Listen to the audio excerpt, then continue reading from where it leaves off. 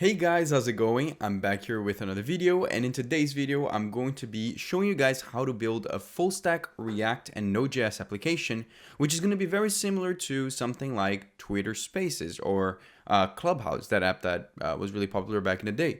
It's going to be basically an application where users are able to create an account, join in, and either create or join different chat rooms that are going to be communicated through audio between users.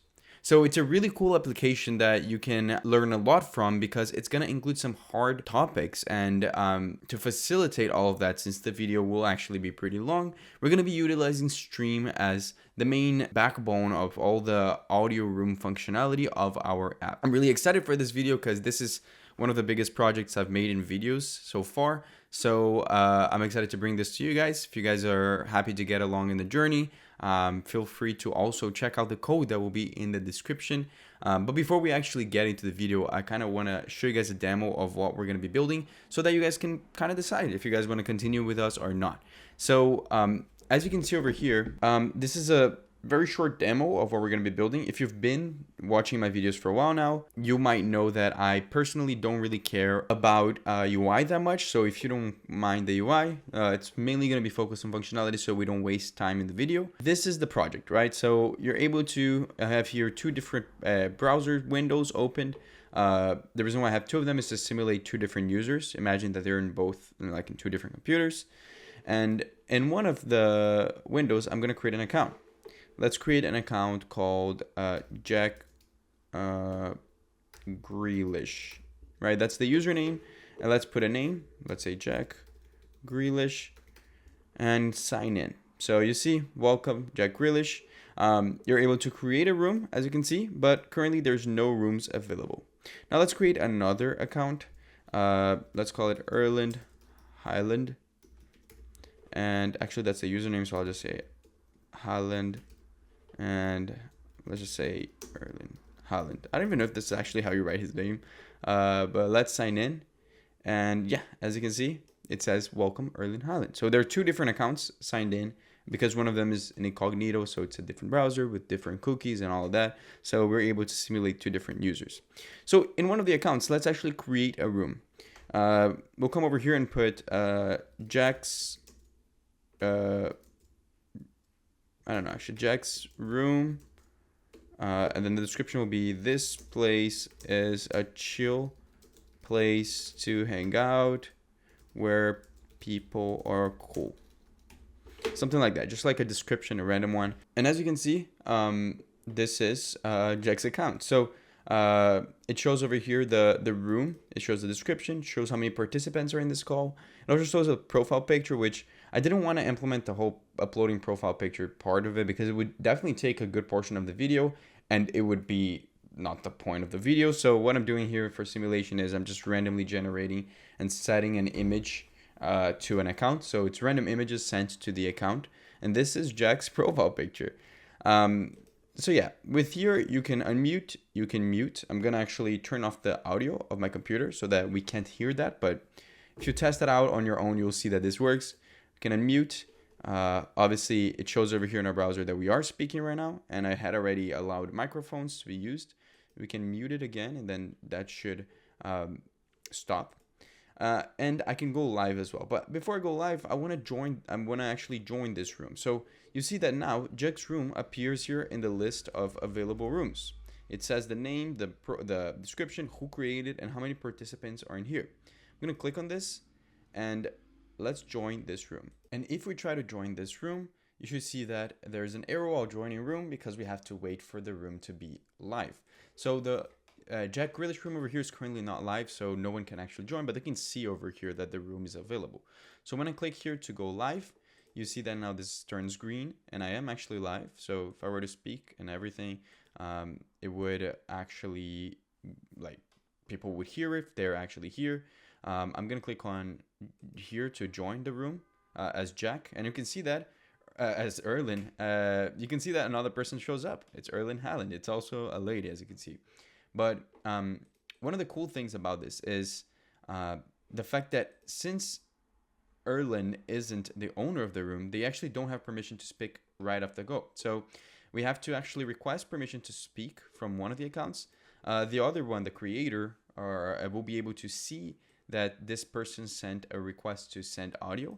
You can either approve or deny. If I approve, you see that now you're able to do that as well. So I'll click unmute, and I'm able to talk now, and everything seems to be perfect. I can also stop the live and even log out if I want to, as you can see.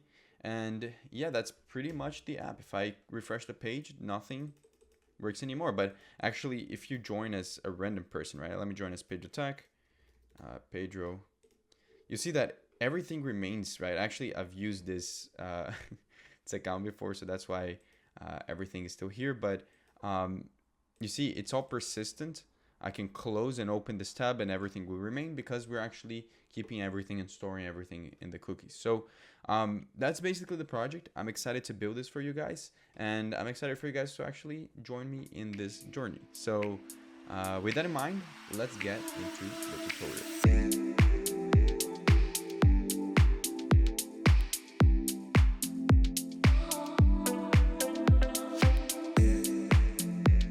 Okay, everyone. So now let's start with the tutorial. Before we start coding or anything, I need you guys to create an account on getstream.io. Really simple and free to do so. They're going to facilitate building our application because you can see over here they allow you to very easily integrate their API, which allows you to build in-app chat, video, and audio and feeds types of applications. So I've actually used them in the past to build a really cool project. It was like a multiplayer tic-tac-toe, I believe. And it was really cool to actually implement, and they make it very easy for us. So I tried them out, tried their audio API to see what I could build, and I think the project became a lot easier because of them. So you guys can just create your account with them and then go to dashboard over here. When you do so, I need you guys to create an app. So to create an app, you click here, create app. You give it a name. So let's call it Clubhouse clone, something like that. I need to choose the location. I'm going to choose Ohio, since that's the closest to where I am. But as you can see, once you set it, it cannot be changed. You also need to choose where you want the data to be stored. So I'm going to choose United States East again, and I don't want to clone anything, and for now we'll just leave it on development, and I'm going to click on create app. So when we create it, you can see a bunch of stuff related to your project, including your API keys and your secrets. So this is super important because this is what it's going to allow us to actually implement our app inside of our computer.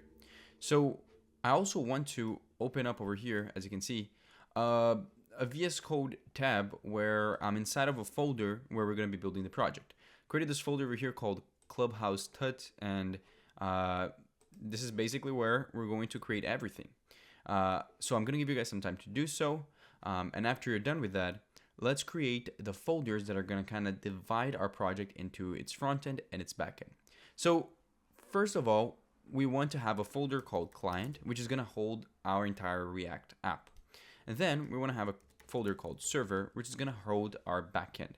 Our backend will be mainly just for authentication and for like creating the user. That's the main purpose for it in this tutorial. We're not going to be doing any of the data handling or anything like that.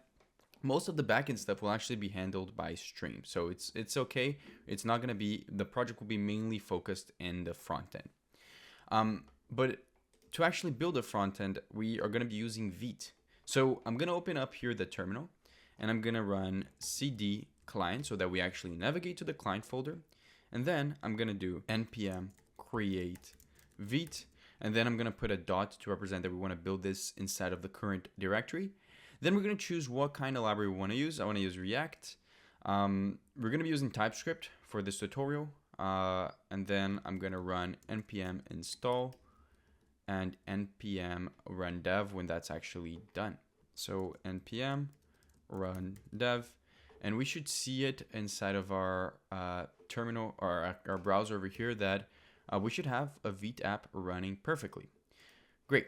So now let's open up another terminal and navigate again to our client, because we actually want to, before we do anything, install all the different packages and dependencies we're going to be needing in this tutorial. So I am going to be using a good amount of different libraries. So my approach with this will be, we'll install everything first, and then we're going to, as we use them, I'm going to explain what they are, since it will make more sense, since you will probably not understand if you've never seen the library before, exactly the use case by just me explaining right now. I want to first install it and then introduce it to you guys as we need it.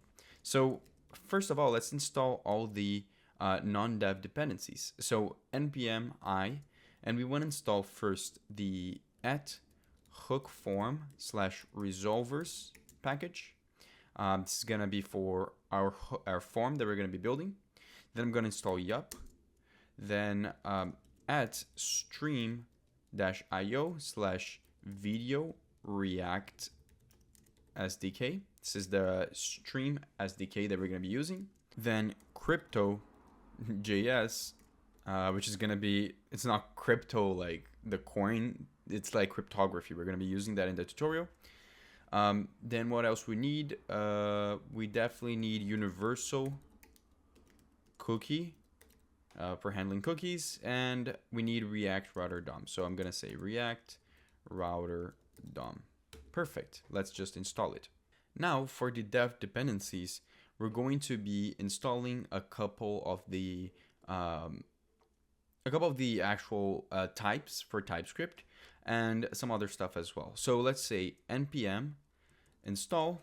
We want to install the types for crypto.js. So we're going to say crypto-js. Let me just open this up a little bit more. Then we also want to install the types. And let me actually look. I think, to be honest, I think this is the only one we need to install as a dev dependency. So let me delete this. Let's just install this, and perfect. Okay, so we have all of our packages installed. Let me close our package.json, and we can start the implementation of our project. So right off the bat, I want to delete all the stuff that comes with the boilerplate code from Vite. So I'm going to delete all of this over here, and delete this state, and delete this stuff as well.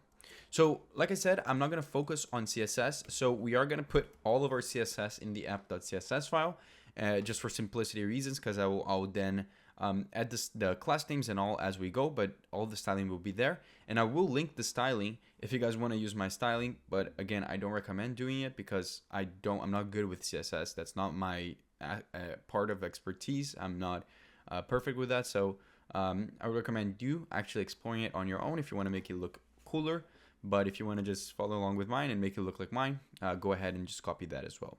So let's actually do that. I'm going to come over here to the app.css. I'm going to delete everything, and I'm just going to paste my CSS file that I already made. Perfect. So this includes a bunch of class names we're going to be working on and adding later on.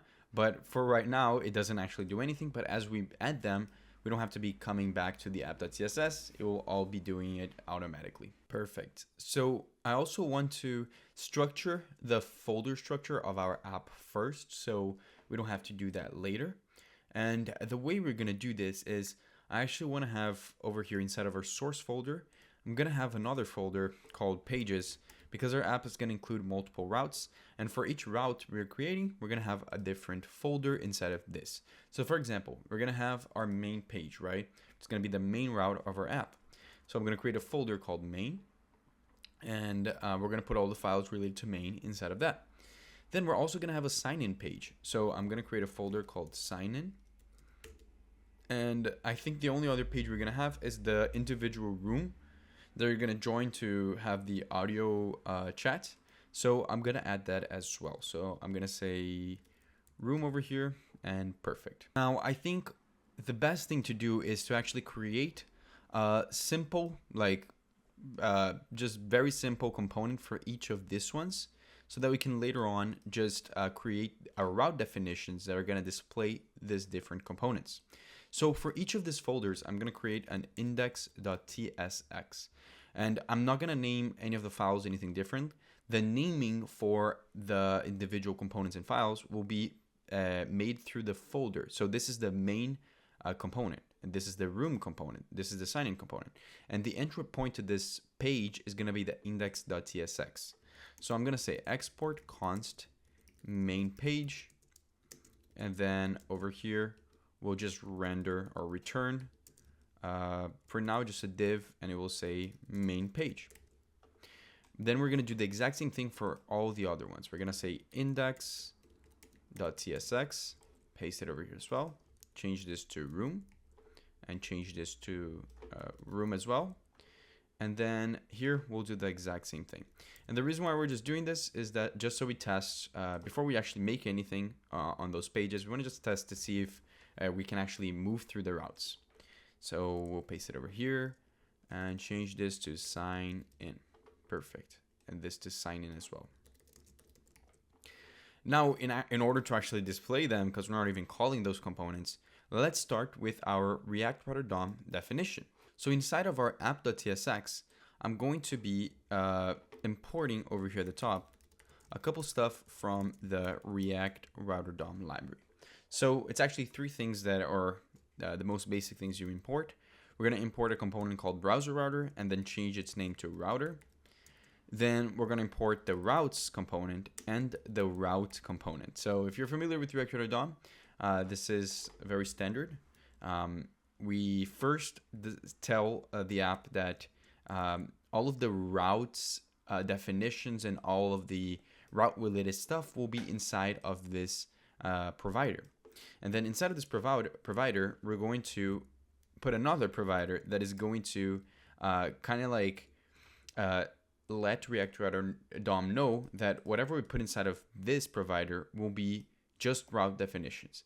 So we can put stuff outside of the routes provider, but inside of this, and they can do stuff like navigate between pages. It can be a navbar, it can be stuff like that. But if we put a navbar outside of this, then all of the functions and stuff related to the React Router DOM library won't be accessible. So we definitely want to keep everything inside of this, but inside of the routes components over here, we can only put in, actual route definitions. For example, if I want to add a route for the main page, right? So the most basic initial URL you enter in the app, we have to pass in a path, and it's going to be the empty /1. And we need to pass in an element, which is going to be, in this case, the main page component. Perfect. And you'll see that when we are in the most basic route, the main page, it does render the main page component. Perfect. Now let's do the same thing for the other two. Let's change this to the sign in and change this to sign in component. And for now, let's just say room over here and change this to the room component. Perfect. We'll see that if I change this to sign in, it should say sign in. And if I change this to room, it should say room as well. Perfect. Now, since the app will actually only work after you sign into an account or create an account with Stream, we want to start off with the sign-in functionality. And to be honest, this is going to be one of the most annoying components to work on because it involves a lot of working with forms and dealing with the actual API in itself. And it's actually where we're going to be, for the only time, working with actual backend stuff. So right off the bat, I just want to start by making the UI for it. So let's go to the sign-in component. And inside of here, let's start by, first of all, removing this and adding a class name to this called sign-in. Perfect. Then we're going to put here a little title that we're going to have in our app. So let's say welcome to PedroTech's audio chats. I don't know if that's actually a good name for a website, but that's the one we're going with. Then I want to add a form that is going to be the form which a user can use to sign into their account. Now in this form, we're going to divide it like this. We're going to have a div with a label, and this label is going to say username. Then we're going to have an input that is going to be of type text. So of type text. Then we're going to close this div, right? And we're going to do the same thing, but now for the name input. So we're gonna copy that, change this to name, and keep it the exact same. Right below this div, we're gonna have the submit button. So we're gonna have button over here, and it's going to be, actually let's enclose this and let's say sign in, and let's just change the type of this to submit so that it knows that when you click on this, it's gonna submit the form. Now we actually want to validate this form in the front end in order to prevent users from putting usernames that are not allowed with Stream. So Stream actually, you need to put a valid username for it in order for it to work. And it makes sense. With any website, you should not allow people to just write stuff on inputs. You should validate and sanitize all of the inputs. So we're going to be using Yup and React Hook Form to actually make that for us. If you, I'm not gonna go in a deep dive on how this library works because I already have multiple videos on it. If you want to watch, I do have a full tutorial on it. I do recommend going on that. But to be honest, it's not that important. It's like you don't have to understand how the library works. You just have to understand how to implement this specific one because you might want to reuse it in a project, and it's pretty self-explanatory when you see it. So the way this works is we have to first import at the top this couple of things. So we have to import from React Hook Form the use form hook and the submit handler type, as you can see. And we also want to import the Yup resolver function from the Yup library. Those two libraries go really well together. Now we initialize everything by actually using Yup to define the structure of our form. So our form has two inputs, and we want to define how this data is going to look like and what kind of validations we want to have occurring. So I'm going to create a schema for this form. This schema will be a Yup object. So actually, I do also have to import Yup like this at the top. So sorry about that. Let me just say Yup object. And then we do have to, actually, let me fix this because I deleted it. But we do have to define a shape to this object. So we're going to say shape. And the shape is just going to be an object, as you can see, which is going to contain the two fields and all the validations we want to make for them. So it's going to have username and it's going to have name. Now, how do we make that validation? Well, we use Yup functions. So for example, for username, I want to say that this, the type of username, we want to keep it to only allow strings. So we'll say that this is a string. And then we also want to make it required because we don't want someone to be able to submit this form without having a username, right? Because then it wouldn't make sense. So we can even put here an error message that is going to be outputted to the user if they actually fail the form validation due to not putting a username. So we'll put here something like username is required. Perfect. Now, we also want to make this username match all of the types of usernames and characters that are allowed when creating a Stream account. So I know kind of the rules that Stream follows, and I'm going to be using regex, which is regular expressions if you're not familiar with, to actually make sure that our input, our username, matches exactly all the special characters and numbers and letters that are required for a username in Stream. So I'm just going to copy and paste here my regex, but we basically just say that we want this username to match this validation over here. Again, it's not required that you understand regular expressions. This is something that you learn in a computer science degree, but it's not that necessary in my opinion. I rarely use them, but in situations like this, it is definitely important. But to be honest, you can also just ask ChatGPT to build one for you, and they will do really quickly, which is exactly what I did. So I wouldn't mind not understanding this if I were you. But we can also add here a little error message in case it fails because maybe a user put invalid special character or something like that.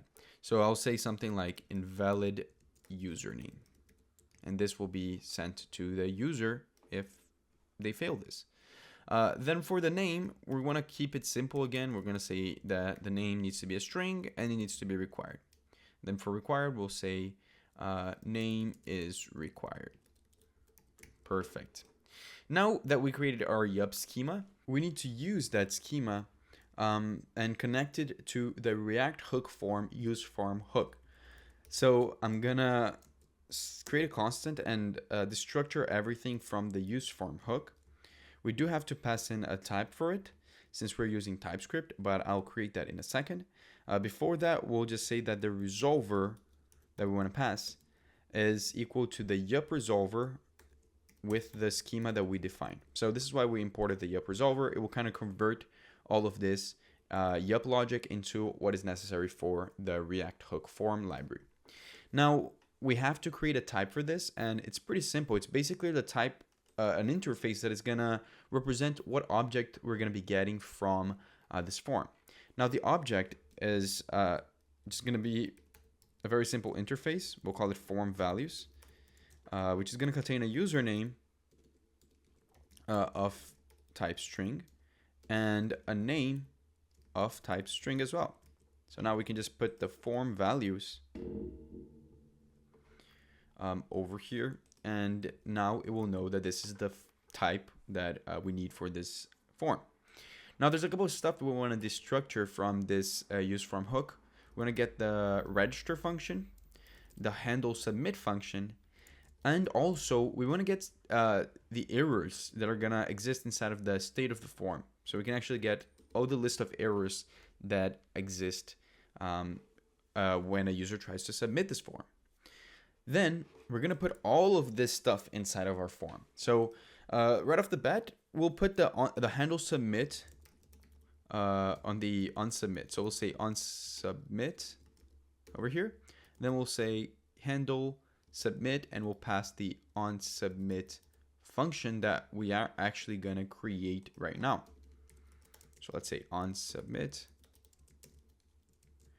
And yeah, perfect. And we'll just pass that over here. It was already there, but yeah. So this should work. Then we have to actually register all of our inputs with the form. So the way we register an input is we first use the, we say that we're destructuring some props, and we call the register function, just like this. And we put the name of exactly the field we need. So there's two different fields, right? This is the username one, and we'll do the same for the name one. So we just came here and say name. Perfect. Now let's just, before we put the errors, let's create a very simple onSubmit function. Just note that the onSubmit function that we have here, since we're using React hook form, it has a specific type, which is the submit handler type. And we need to pass in the form values to explain that this is also what is being returned. And here we'll grab some data. That is the data that is going to be returned from the form. So React hook form will handle all of that for us and put it inside of this function. So I can grab the data directly from here, which is probably going to be the username and the name. And we can just console.log the username and name. So now that we can do that, let's actually just display the errors in case something happened, right? So we have here the errors state from the form state, and we can easily access them by putting a conditional. So I'll put a condition over here right below the input, and I'll say, okay, if in the errors array, or the errors object, sorry, has an issue or an entry with the username, then we'll display here a small p tag saying the error message. So we can access that error message by saying errors.username.message. And I like to make this red because it conveys more like a vibe that it's wrong. So I'll say color red. And then I'll just copy the exact same thing and put it below the name input, and then just change this to name and change this to name as well. Let's test this out and see if it works. We can refresh this page over here. You can see all the UI is already working because of the CSS, but we'll put here a couple stuff and click sign in. Oh, I just realized that I didn't prevent default. So let's grab this and grab the event over here, and then just say before anything, let's just say event.prevent default. So it doesn't actually alter our route.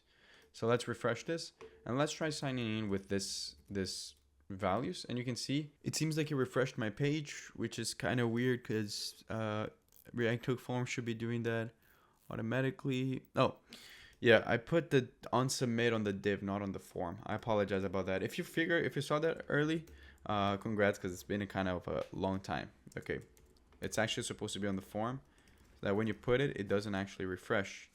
It actually console logs the information. Also, let me just delete this. But we actually want to see the errors, right? Not the success case. So let me try putting something with like special characters that I know don't work. And let me put the, I don't know, a normal name. And let me just add more. I'm going to click sign in, and you should see that now it shows an error saying invalid username. Also, if I don't put this, it should say name is required. But when I put Pedro, it should work. If I change this to PedroTech, it should work as well, as you can see. Perfect. So our form validation seems to be working. Now that we finished this, I think it's time for us to actually start building our backend, because by building our backend now, we're able to create our endpoint for creating a user, which is technically the only thing we need left to actually create our sign-in functionality. So I'm going to open up our terminal over here and go to another terminal, which is going to be inside of the server directly. So you need to go to cd server and go inside of the server folder. So inside of this server folder, I do want to create another folder, which is going to be the source folder, where all of our files are actually going to be inside. But before any of that, let's actually run npm init-y to generate our package.json. So this is the kind of configuration file for our backend. So we want to also create a tsconfig JSON file, which is going to be the configuration file for our TypeScript application. So we're going to be doing npx tsc --init. And to do this, I do need to have tsc installed. Oh, actually, I did a mistake. It shouldn't have been tsx. It should have been tsc. Sorry about that. You do need tsc installed, so I would install that and install TypeScript as well inside of your computer. So now let's also install all the packages we're going to be using in this application. So technically, there's not a lot we're going to be using. We can just say npm install, and then we're going to install first the stream server SDK. So we're going to say stream.io/node SDK. Then we're going to be installing Course for easy full stack implementation, and then Express, which is going to be the main NodeJS framework we're going to be using to make the API. And we'll just press enter and we'll run this. Now we do also need to install the types for all of those packages. So I'm going to say npm install and then -- save dev to make this into a dev dependency. And we're going to install the types for Course, then the types for Express, also the types for Node, also Node1, so that we can have our server running consistently. Probably also TS Node to run TypeScript and TypeScript.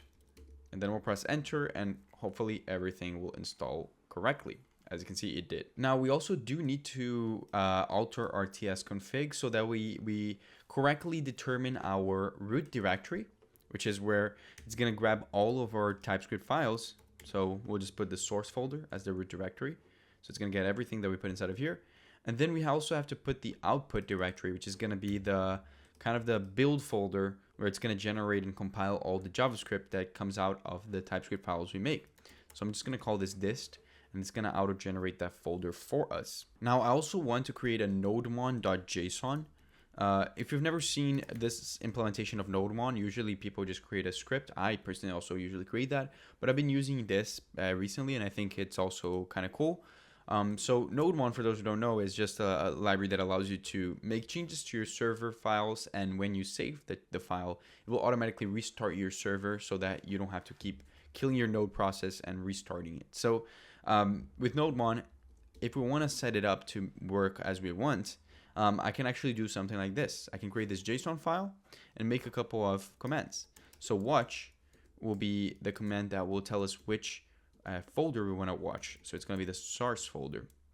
Then ext will be ts over here. And finally, we want to run the execution command, which is going to be the ts node, then dot slash source slash index.ts. So we're going to create this index.ts file, which is going to be the entry point of our app, or of our server, sorry, inside of our source folder.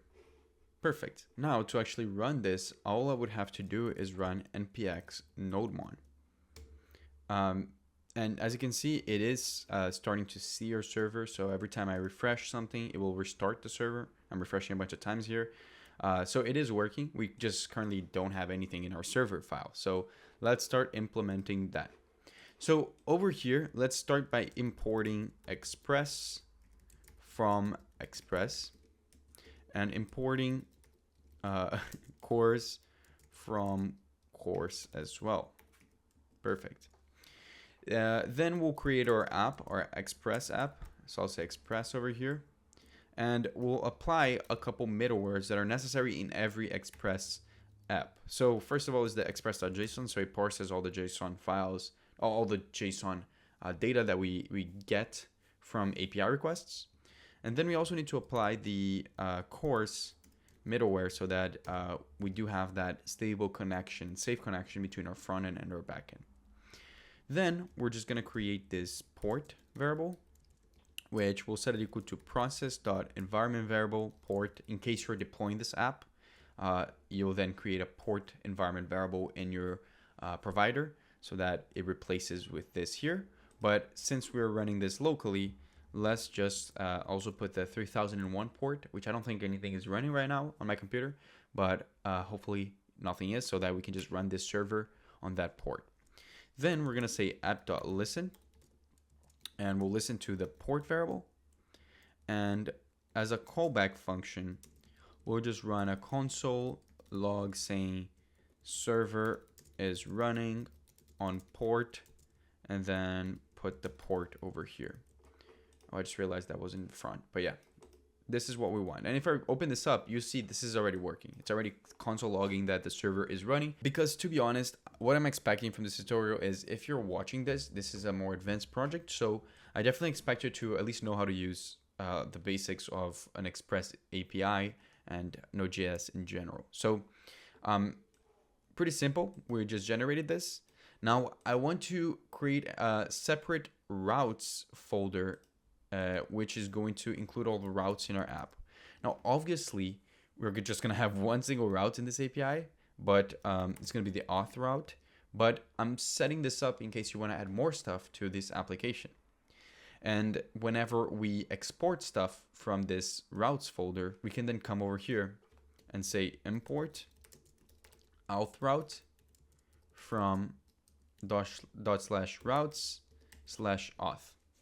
Perfect. And then we'll just apply that route and set it equal to this path, the auth path, and then we'll say auth route. So this over here basically will mean that any routes that we define inside of this file, the auth file, will by default start with this URL, right? So the most basic thing we want to do, we just want to create a simple route in our app. And inside of here, we're going to write all that implementation. Now, how exactly are we going to do that? Well, first of all, let's import a router from Express. So I'm going to say Express. And we do want to import the router interface. Then I also want to, actually from here as well, I want to import the request and response interfaces so we can get those types. Then I want to just define the router variable by setting it equal to a router. And I'll just say that first of all, we are only going to have one route. I'm going to call this router actually. We're just going to have one route which is going to be the create user route, and it's going to be a post request. So we're going to say router.post. We're going to put create user over here, and then we'll put our callback function inside of this. And at the bottom of this, we're just going to export default the router so that we can get rid of that error message over there. Perfect. Now, what are we going to do with this post request? Well, let's structure it a bit. First of all, we're going to be making a lot of asynchronous calls. So let's make this an async function. Inside of here, we're going to get two things. We're going to get a rec, which is the request.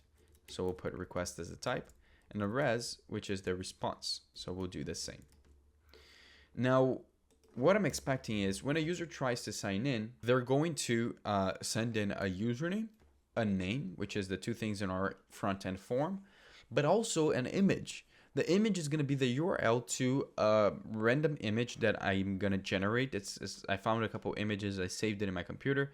Now, if you want to actually allow users to submit their own profile pictures, you would have to handle that. That's not part of the tutorial, but you would send that data or that string with the URL of the picture through the body of this request as well. In our case, we're going to send from the front end just a random URL of a person's image, okay? So let's assume that in the front end, when we make this request, we're going to send through the body the username, the name, and the image. Perfect. Now we do want to validate to see if they actually came by. So we'll say if username is not there, or if name is not there, or if image is not there, then we actually want to stop everything and return back a res.status of 400. So it will be an error. And we'll say JSON with a message saying required fields were empty. I don't know, something like that. Then let's come over here and we can actually start implementing all of our stream stuff that we haven't implemented yet. However, in order to actually do anything with stream, we have to connect our code to the stream app. So I'm going to create over here a file called the stream client.ts, because the way you interact with stream is through this client variable that you have to instantiate. Now, how do you instantiate this variable? Well, you do it by passing in your API key and your API secret. Now, just for the purposes of this video, I'm going to show you guys my API client key and my API secret. However, in no circumstance you should be showing them because they are secret, right? So if you're going to be deploying this app or putting this into an open source service, definitely put them into environment variables where you can kind of mask that value, because you do need to keep that as a secret, and I don't recommend showing them. But I will, because I will just delete this app right after I post this video. So we do have to import the stream client over here at the top, and we'll just create this variable called client and set it equal to a new stream client. Now this stream client class over here requires two different variables. Like I said, the API key and the secret. Now you can get them from environment variables. I'm just going to create a simple const over here, one for the API key and one for the API secret. Now I already have those, and I'm going to get them directly over here. You can see in your dashboard from your app that we created, we can get the key and the secret and just paste it over here. I'll get the secret as well, which is even more of a secret. You don't even see it. And I'll paste it here. And then I'll just put both of them like this. Perfect. And now I do have access to our client. Now I can use this client variable by importing it over here at the top. So I'll say /, actually I'll go back twice, and then I'll say stream client, and we'll import the client variable. Now the way Stream allows you to create a user in their service is by using the upsert users function. So we'll create a variable called user and set it equal to await client.upsert users, just like this. And here you can actually create multiple users. We're just going to be creating one though. So you pass in the users array or object over here, which contains all of the different users and their IDs. So the way we do this is we first have to put here the ID as the key and the user object as the value. Now, how do we get that ID? Well, the ID of this user is going to be its username. So we can just put the username right over here. And we do, when we are putting a variable as the key, we do have to put it around this square brackets like this.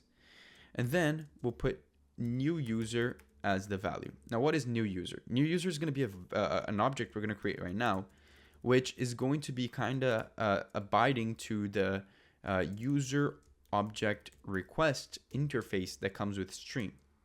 And this interface is pretty simple. It's basically just displaying the data that we want for this user. For example, it's going to contain the ID of the user, and it's going to be the username.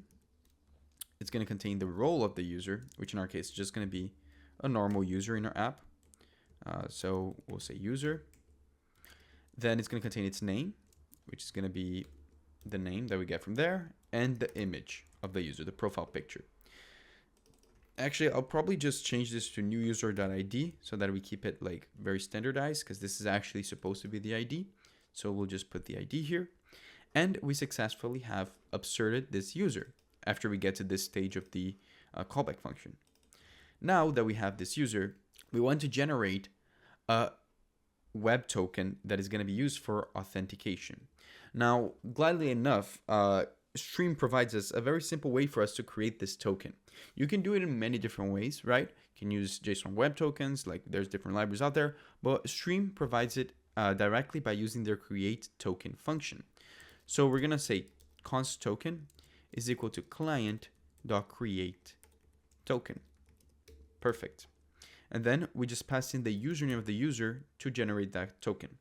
But also, in order to make it such that the user can be authenticated and have a token for a certain period of time, we do have to pass in an expiry date over here. And this expiry date, I do want to keep it to 1 day, so the user can be logged in for 1 day, but you can change that as you please. So I'm going to create this expiry variable, and the way I'm going to generate this value is you have to put it into milliseconds. So I'm going to say math.floor and then say date.now, and I want to divide this by 1,000, and then add 24 hours to this and multiply that times 60 for 60 minutes, and then 60 for 60 seconds. And this should give us the correct expiry time that will make this token expire in 1 day. Then with this token, we can finally return back the end of this request. We're going to say return res.status of 200, so we know it's a successful request. Then we're going to say JSON and return back the token, so we can put it in our front end, the username of the user, and the user's actual name. Perfect. So this API route will be the only one we're going to be working with. So we're technically done with our whole API, which is pretty good. So we're going to close this and probably close this as well. Hopefully everything is running correctly. If any issues happen, we'll just look at the console over here. But we can close all of our backend stuff and go back to our sign-in page in React. Now, inside of here, we want to go back to that onSubmit function we created. But now we know that we have a way to actually generate a user by using our API request. So I'm going to be using the fetch API to make this request. I'm going to create a variable called the response, which is going to hold in the response from this request. I'm going to say await fetch. And then over here, I'll just put in the link or the URL to our localhost API that is running. So the port is 2001. The route is auth. If you remember, we did create a route that is auth, and then it's also the create user route. Perfect. Then, well, we need to pass some options to this fetch. We do need to pass the method to say that this is a post request. So we'll say post over here. Then we need to pass in the headers to say that this accepts a content type, and it is application/JSON. Then I also want to pass in the body of this request, and this body will be passed in by stringifying an object, and this object will contain all the things that we said that should be passed on the body. So if you remember, we said 3 things are passing: the username that we already have because we're getting from the data, the name, which again we already have because it's coming from the data, and then we also need to pass in the image.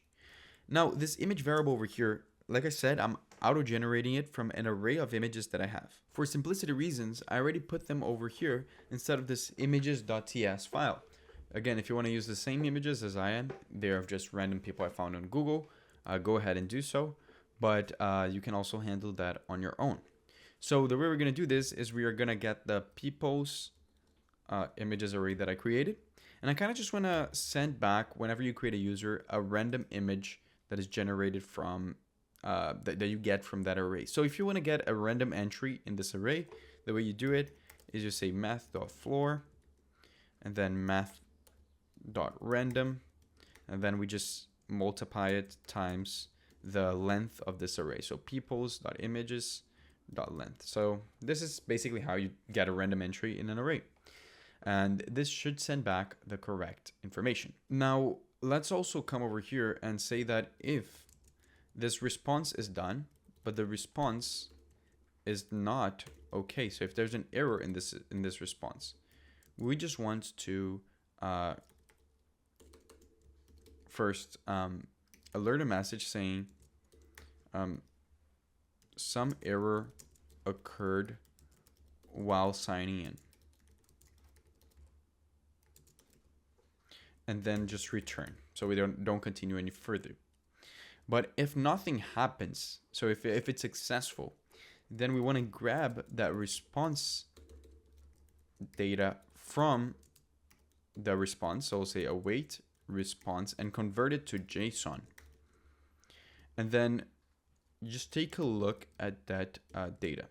So we'll say response data. Perfect. Let's see if we can actually successfully create a user. So over here, we'll refresh this. And let's open our console, and actually let's open our network tab so we can see the network request happening. Let's create a random user and then put a name of random user, and let's see what happens. Okay, it seems like we got a 200, and we actually made a successful request to our API, and it seems like the response was a correctly generated token with a username and a name.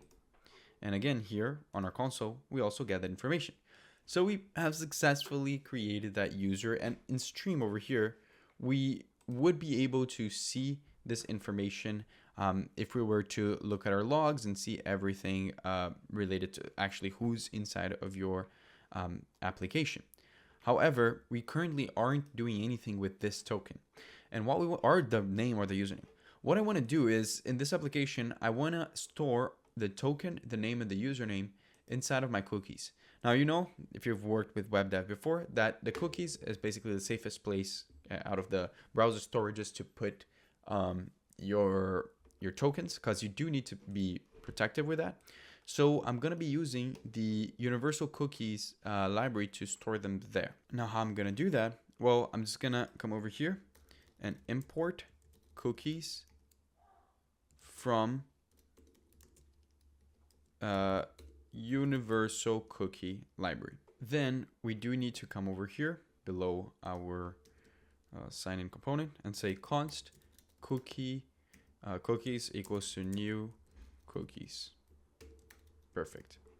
Now, whenever we're done with the response, we can say cookies.set, and then set, for example, a cookie for the token, and set it equal to the response data dot token, since we're going to be returning this token back on the response data.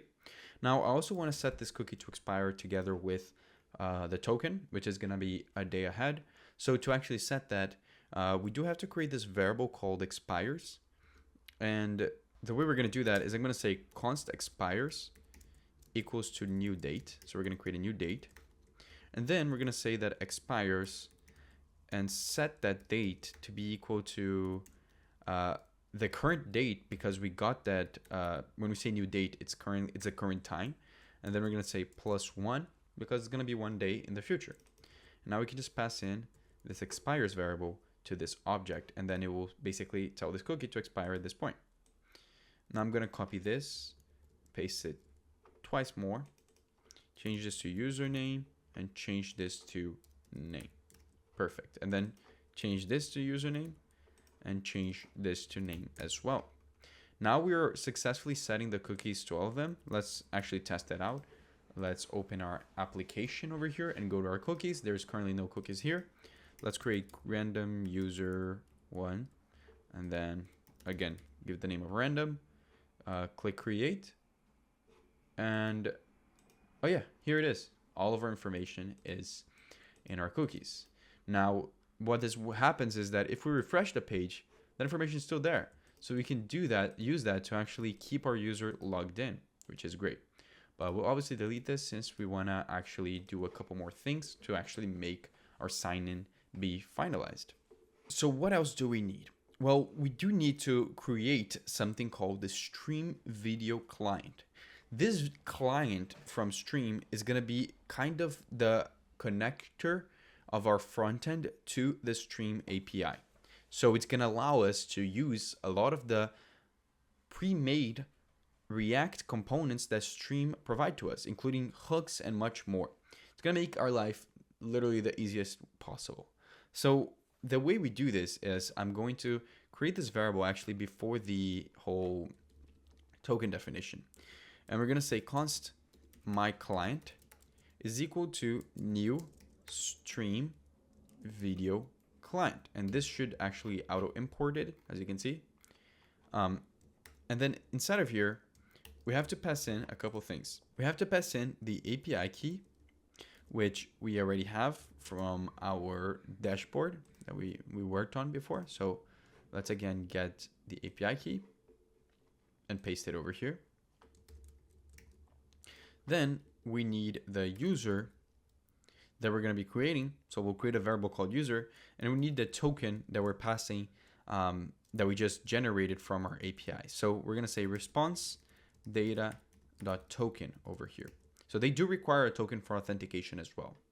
Now, what is this user variable? Well, this user variable is basically a very simple definition of how our user is going to look like. So let's create this variable called user and set it to the type user that we're going to import from Stream. Then all this is requiring is first an ID, which is going to be the username, and a name, which is going to be just the name of the user, right? Now, obviously, we can use the information from there, but I need to actually set an equal here. And you can see all the red squiggly lines are gone. And we are actually successfully passing in the user. Now, perfect. What do we even do with this client? Well, this client is gonna be used everywhere that we need to access Stream built-in components and hooks. So basically most of our app. So I do want to, in each of these individual components, like over here, start them out by passing in the Stream Video Client through the Stream Video Provider. This is a component that is going to wrap around all of our components. And I want to pass here the client that we generate from this sign-in, right? This client over here. But how are we going to do that? Because they're in completely different components. So this is where we're going to probably need to create some sort of state management to transfer this as a state into this Stream Video Client thing over here. Now, how are we going to do that?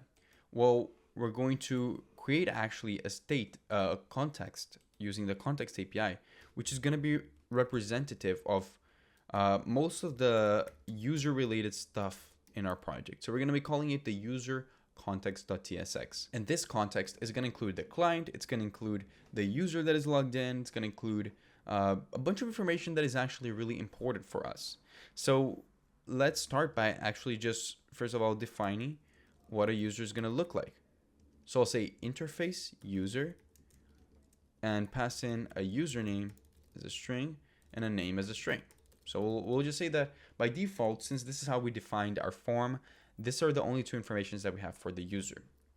Then we're going to create a interface for the context that we're creating. So I'm going to call it user context props. And here we're going to define a bunch of stuff that we're going to need. Initially, our context will only have a couple things. It's going to have a user, which is going to be a user of type user or null. And it's going to also have a function that is going to allow us to set the user, so alter the user. This user variable is going to be a state, so that's why we're calling it set user. And this function will just take in a user of type user or null,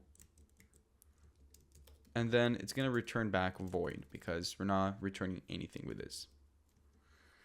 Then, since I introduced the idea that we are creating the client and we need to access it in multiple components, we also need to pass in over here the client. And it's going to be of type stream video client, and it might be undefined. So we're going to say undefined. And the set client function, it's going to be a bit different. It's going to be of type client over here, which is going to be of type stream video client or undefined, and it's going to return back void again. Now, since we have this user context props, we can now create the user context, and it's going to be equal to create context, and we're just passing the user context props and or undefined, and initially it will be undefined, so we'll say undefined. Perfect. We also do need to import the create context, so that's why it's red, but yeah, now it seems to be working. Now I want to create what is known as a context provider. It's going to be a component that is main purpose is just to create all the states and all the use effects and stuff related to this context, and then it's going to wrap around all of the components that we want to have access to this context. So I'm going to say export const user provider and set this equal to the following. It's going to have a props actually over here, and we'll create a type for this. It's going to be interface user provider props. And this props is going to be simple because all we're going to be returning from this is something, right? And then we'll say props.children because we just want to render the children components that we wrap this provider with.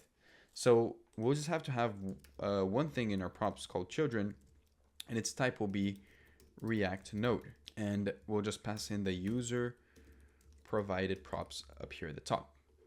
Now, what exactly do we actually wrap this component with? Well, we wrap it up with the user context.provider. And we'll do the same for the bottom one over here.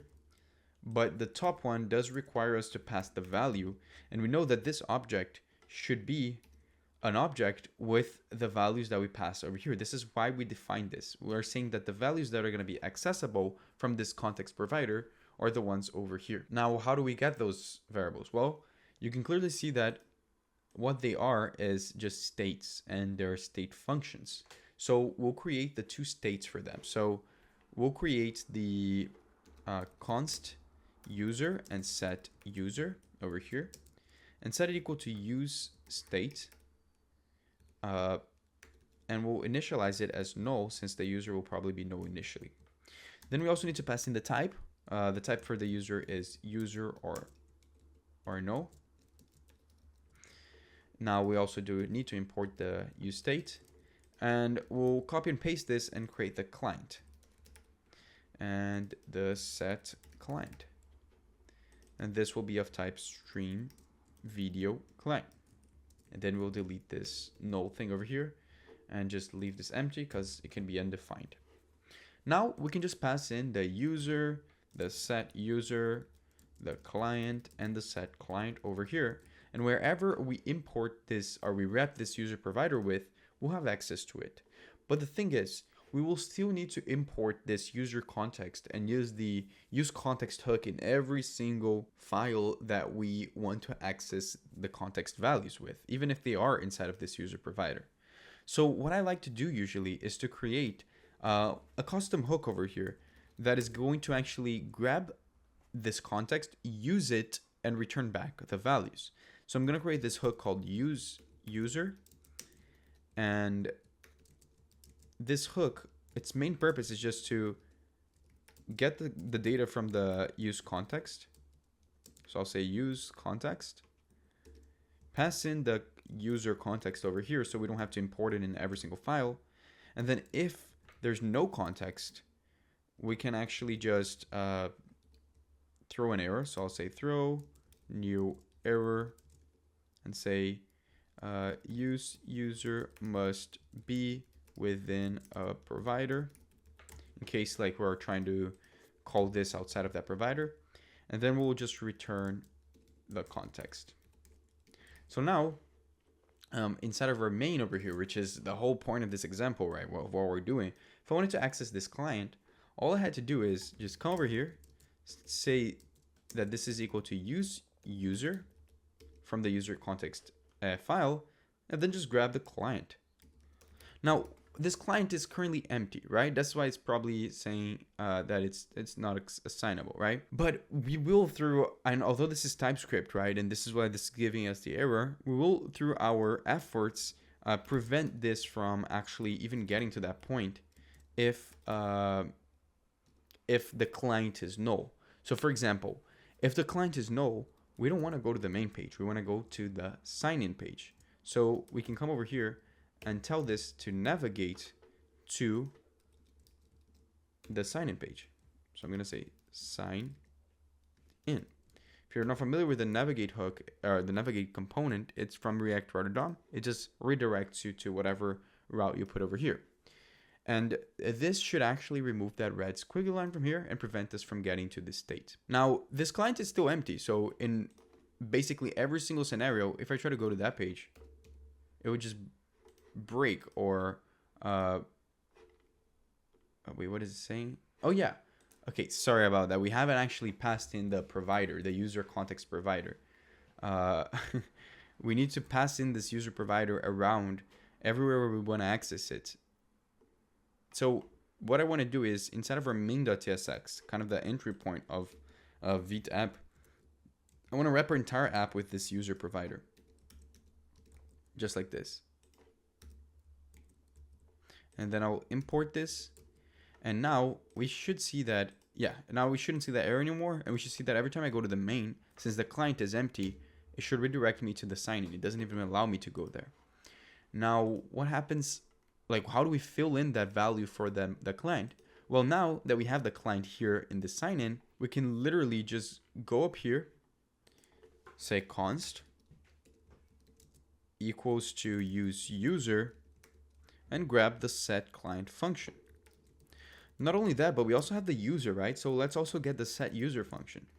And we'll just straight up set the client equal to the my client and set the user equal to the user.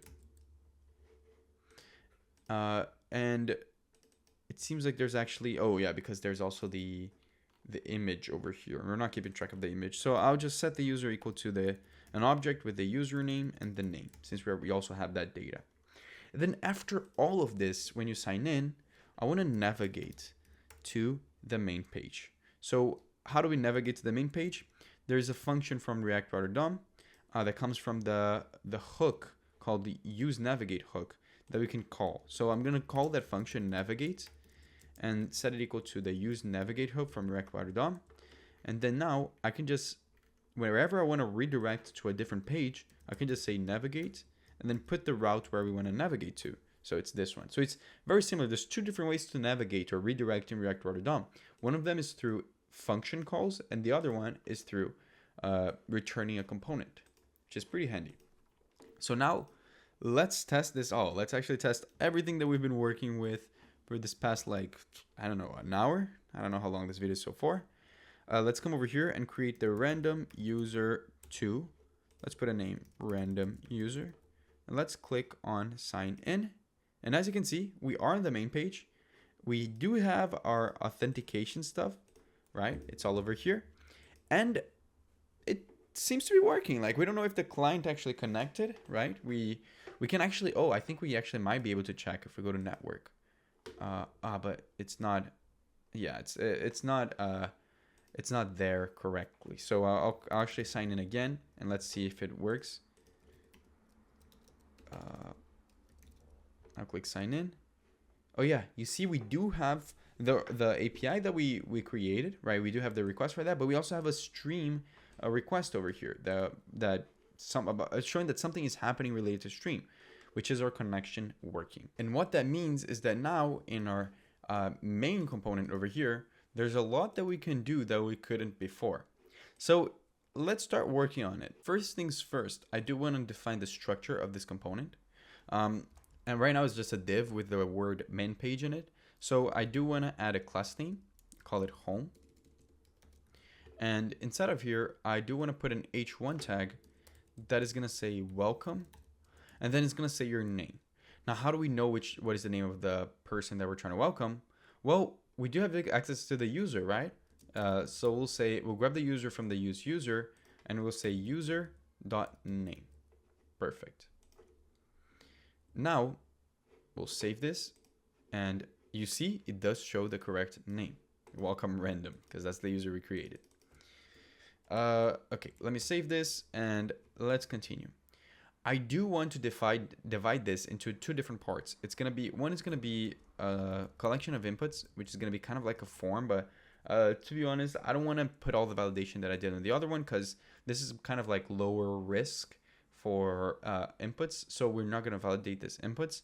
It's gonna be the inputs for creating your room. So we'll just actually put over here a class name for CSS and we'll call it probably just form to keep it simple. And we'll put an h2 tag, say create your own room. And then we'll put an input over here and we'll set a placeholder called room name, 3 dots, and we'll pass an onChange to this. Actually, before we pass the onChange, let's just continue generating the other input so that we can create the states that are going to hold this information. So we'll say input 2, room description, and in the end, we'll have a button, which will just say create a room. And then we'll have an onClick to it, which is going to call a function called create room. And we'll just create that function right now. Const create room. We'll keep it empty for now, but whenever we implement that, that should work. And I'm looking here at the code I wrote, but I did also change the background color of this.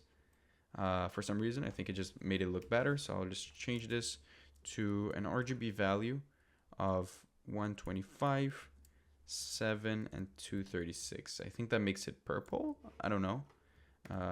We can take a look. Yeah, it makes it purple. So yeah. Oh, it's already looking kind of nice. Perfect. So now we do have to create these two states that are going to, or the single state that is going to hold the information of the room. So I'm going to come over here and I want to create an interface called new room. This interface is going to have two things. First of all is the name and the description. Both will be strings. Perfect. Then inside of this, I'm going to create a state. So use state.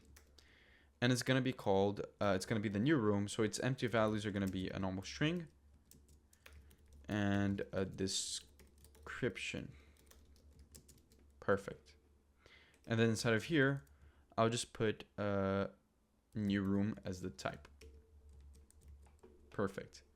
And then we'll call this new room and set new room. Then inside of this input, I'm going to have an onChange. And this onChange will be as follows. We're going to have an event over here. And if you've worked with events in TypeScript in React, the way you define this event variable is by saying react.changeEvent and then putting an HTML input element over here. And then I'll just scroll this to the right. I'll close this like this and then put in my actual function, which all it's going to do is set a new room to be equal to basically all of its previous values. So we'll grab the previous values like this and then set the object to be equal to all of its previous values. Plus the name is going to change to be equal to the event.target.value. I'm sorry that this is a massive line. It's going to look better when we just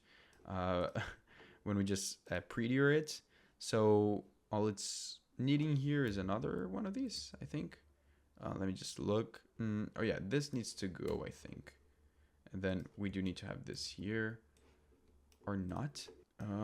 It looks like it should be good, right? Close, and then this should close as well. And then, oh yeah, this shouldn't be a closing input. Oh yeah, this should be the way it works. Yeah, perfect. Okay, sorry about that. This is the onChange, and this is how it looks. And we'll put the same thing on for the other input, but change this to description. Perfect. Now we are setting those two values to the state, and we want to use them inside of the button where we're able to create a room. Well, how do we do that? Well, let's go to our create room function, and here's where a lot of logic related to stream will come in. So we do need to make this function asynchronous. So I'm going to say async over here, and then we're going to say const equals to new room. And then in here, I want to put name and description. Perfect. Then we're going to say if not client. So if there's no client, or there's no user, or there's no name, or there's no description, then we don't want to continue with this function, because we do have to escape whenever types are not filled in or variables are not filled in. But if that's not the case, if we have all of that, then we need to create this variable called call, because we're going to start an audio call or start a room with audio functionality. Then we're going to set this equal to client.call, and I actually didn't set it equal. So const call equals to client.call, and we'll just say that the type of this call is going to be an audio room, and we do have to pass here room ID. Now it's giving us an error over here because it is asking us to pass in that ID. Now you might think that that ID could just be the name of this thing, right? But the thing is, we do want call IDs to be unique. We don't want them to be the same. So since rooms can be literally called anything, right? We do want to hash this value and turn it into something more random. Now for the room ID, I can actually just put the name of the room over here, and that should work. And then we want to try to join this call. So I'm going to say await call.join. Perfect. Now we do have to specify that since we're not just joining the call, we're actually creating this call. So we're going to put the create variable over here, or key over here, to true. And then we're going to set the data of this to be equal to a couple things. First of all, we need to specify the members that are going to be here. Since I'm the one creating the call initially, I just want to have one member. And that member is going to have a user ID equal to the current user's usernames, right? So myself. Then I also want to add some custom information. So I'm going to add custom over here, and it's going to be title. It's going to be name. And the description is going to be the description that we got from this thing. Perfect. So we're creating the call, putting the correct name for the call and the correct description. Now what happens?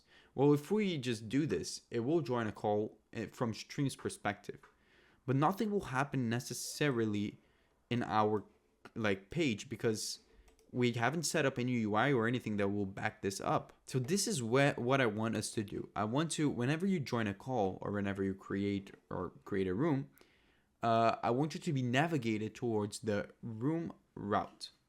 Now this room route is going to exist where we're going to be basically accessing all of the information and all of the magic that happens with this audio API. It's going to allow us to talk to other people, join calls, do all of that kind of stuff. So we'll actually start building the UI for this first so that when we create a room, it actually has something to show for us. So let's go ahead and create that component.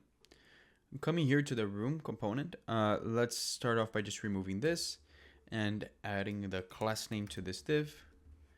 Let's call it room, and then we'll put a h2 tag over here, which is going to be a title. So we'll just actually pass in a class name over here, say title. And the title for this, we're actually going to get that from Stream, and we don't have access to that now, so we'll leave it empty.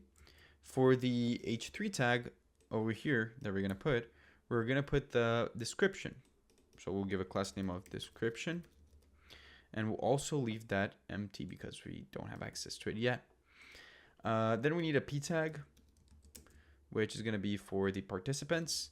The participants amount is something that we can get again from Stream. So we're going to put that in this variable over here, but then we'll also write the text participants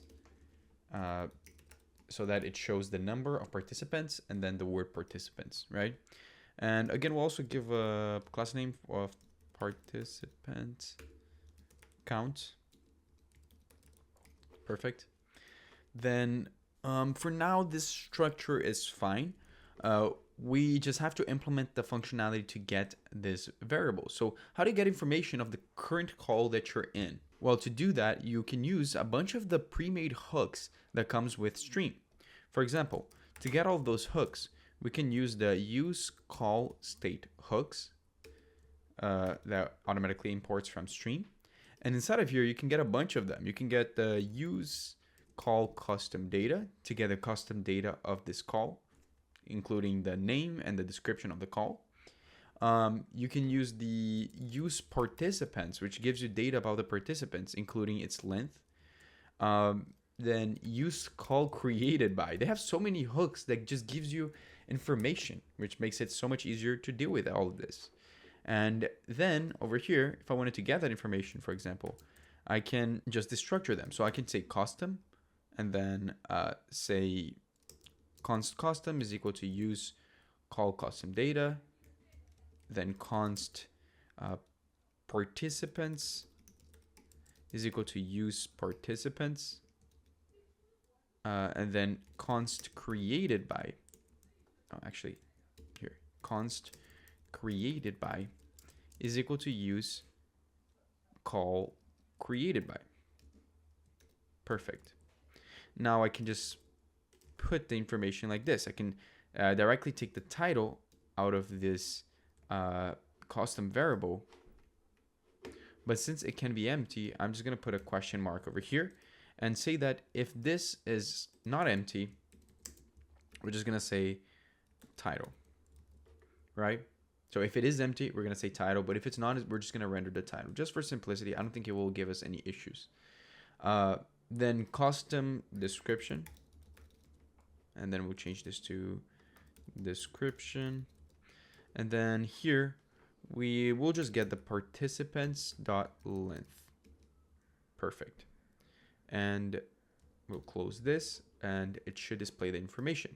Now, it actually won't display the information if we create that, because all of this information has to be inside of a component that has been wrapped around with the stream call provider. So similar to how we have this, wait, let me go to the main.tsx. Oh, no, actually it's not there. It's in the main.tsx, the index.tsx, sorry. So similar to how we have the stream video component that or provider that we need to wrap around all of this, we have to do the same with our call information. However, thing is, we can't put that stream call provider over here, because technically all of these hooks are being called outside of this provider. This will only work for the stuff that is inside of it, right? So we actually have to put this before we actually call this room component. So in our app.tsx over here, we have to pass in the stream call provider and wrap this room around with it. Now, you see it's giving us an error, primarily because we haven't imported it. So let's import that. But also because we do have to pass in the call inside of here so that it knows which call we're joining. So how do we get that call? Well, it's a similar dilemma to the client. We should probably create we have access to it inside of the main.tsx, right? We have access to the call that we're joining, but we want to pass it to a different component. So what we're going to do is we're going to create a call state inside of this context and just pass it around. So we're going to create this call state and say set call. It's going to be of type call, which is something that we can import from stream. And we'll close this and we'll change this as well. Now we'll go up here at the top and we'll pass in the types for this prop. So say call is of type call or undefined. Then the set call is of type call, which is of type call or undefined. And it will return void. Perfect. Now we just have to pass these values over here. So we'll pass call and set call. Now, what we want to do is inside of this main, whenever we finish joining the call, we want to set the call, use the set call state function, which we need to get from the use user hook. So set call. And we want to set the call equal to this variable that we just got from here. Perfect.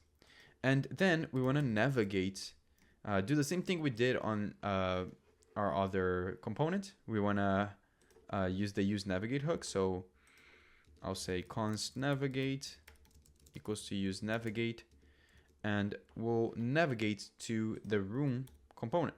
So we're going to say /room. Perfect. Now that means that in our app.tsx, I can use the use user hook. So I'll say equals to use user, and we'll grab the call variable and we'll basically pass it over here. Now it's not going to allow me to, I think, or it might actually give me issues. In case call is undefined, it might give me errors. So what I want to do is I want to ask, okay, is call defined? Because if it is, I do want to render the room component and do that. But if it's not, I actually just want to redirect myself to the main page. I'm going to say navigate to the main route, just like this. Perfect. And yeah, it redirected me to the sign-in page. Am I not signed in? I haven't actually dealt with the functionality of checking if you're signed in or not and redirecting you from the sign-in page. But anyways, so we'll just have to sign in again. So let's say random user Ford this time, and then let's call him random again, sign in, and let's try to create this call. Actually, let's try to create it. Actually, I'll also put the created by over here. Or actually, we don't need to use this. We'll use this in a second, but we don't have to display this value. You'll see what I mean. But basically, this should be working. Let's try creating a room and see what happens. Let me open up here my network tab. Let's see if there's any network requests if I do that. Let's call this place cool hangout room. And then the description will be chill place to hang out. I'm going to click on create room. and it gave us an error. It says that the connection was refused and it was failed because cool hangout room is not valid call ID. The call ID has to be following this pattern. So okay, I get what this is. So this is why we're using the CryptoJS library. When we generate a call over here, when we generate this call, this ID can't be just a name because the name is going to be inputted by the user. We want to standardize that into some sort of random letters and numbers. So we're going to be using some sort of hashing algorithm to do that. So the way I prefer to do that is to import inside of this main component over here, import the CryptoJS library from CryptoJS, and then we're going to create a function called hash room name. It's going to take in the room name as a string, and it's going to return back a string as well, but it's going to be the hashed string. Then over here, we're going to create this hash value, set it equal to CryptoJS dot SHA, which is the algorithm we want to use, the 2561. And then we're going to pass in the room name, and we're going to transform it into a string. And we need to pass in CryptoJS encoding base 64. Perfect. Then we also want to only keep the values that match that thing that we saw, that issue. Oh, it's gone now. But there's certain characters that are not allowed, right? We know that. So I already have the regex for that, like we had before. I'm going to replace all of the characters that don't match the following regex with an empty string, so that we remove all of the unnecessary ones. And then this is the kind of the algorithm I'm using to transform this name, room name, into the ID. So instead of just passing in the name over here, let's pass in the hash room name as the function. Perfect. Now let's test this out. Let's pull this out and let's try to sign in again. Random user 3, actually let's do 5, and then random, and let's sign in again, and let's try to create a room. So chill room, description, cool place to hang out. And let's create a room, and yeah, it seems to have worked. Seems like this was a successful request. You can see all the data that we have of the room that is being worked on.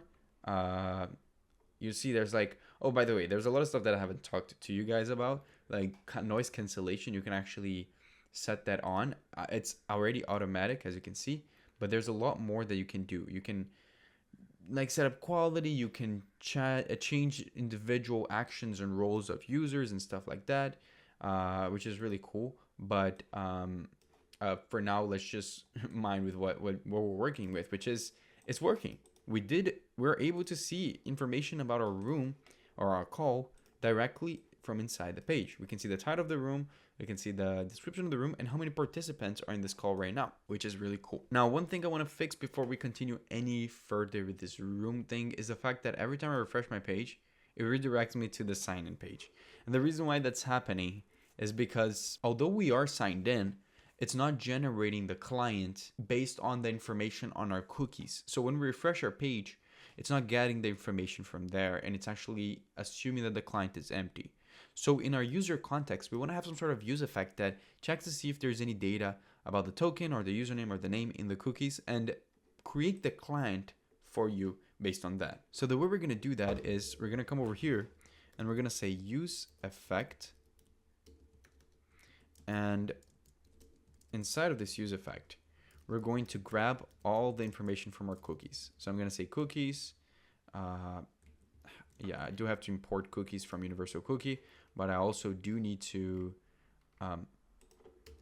create the cookies variable. So like this, and then we'll just say cookies dot get and then we'll put token. And then we'll do the same for the username and the name as well.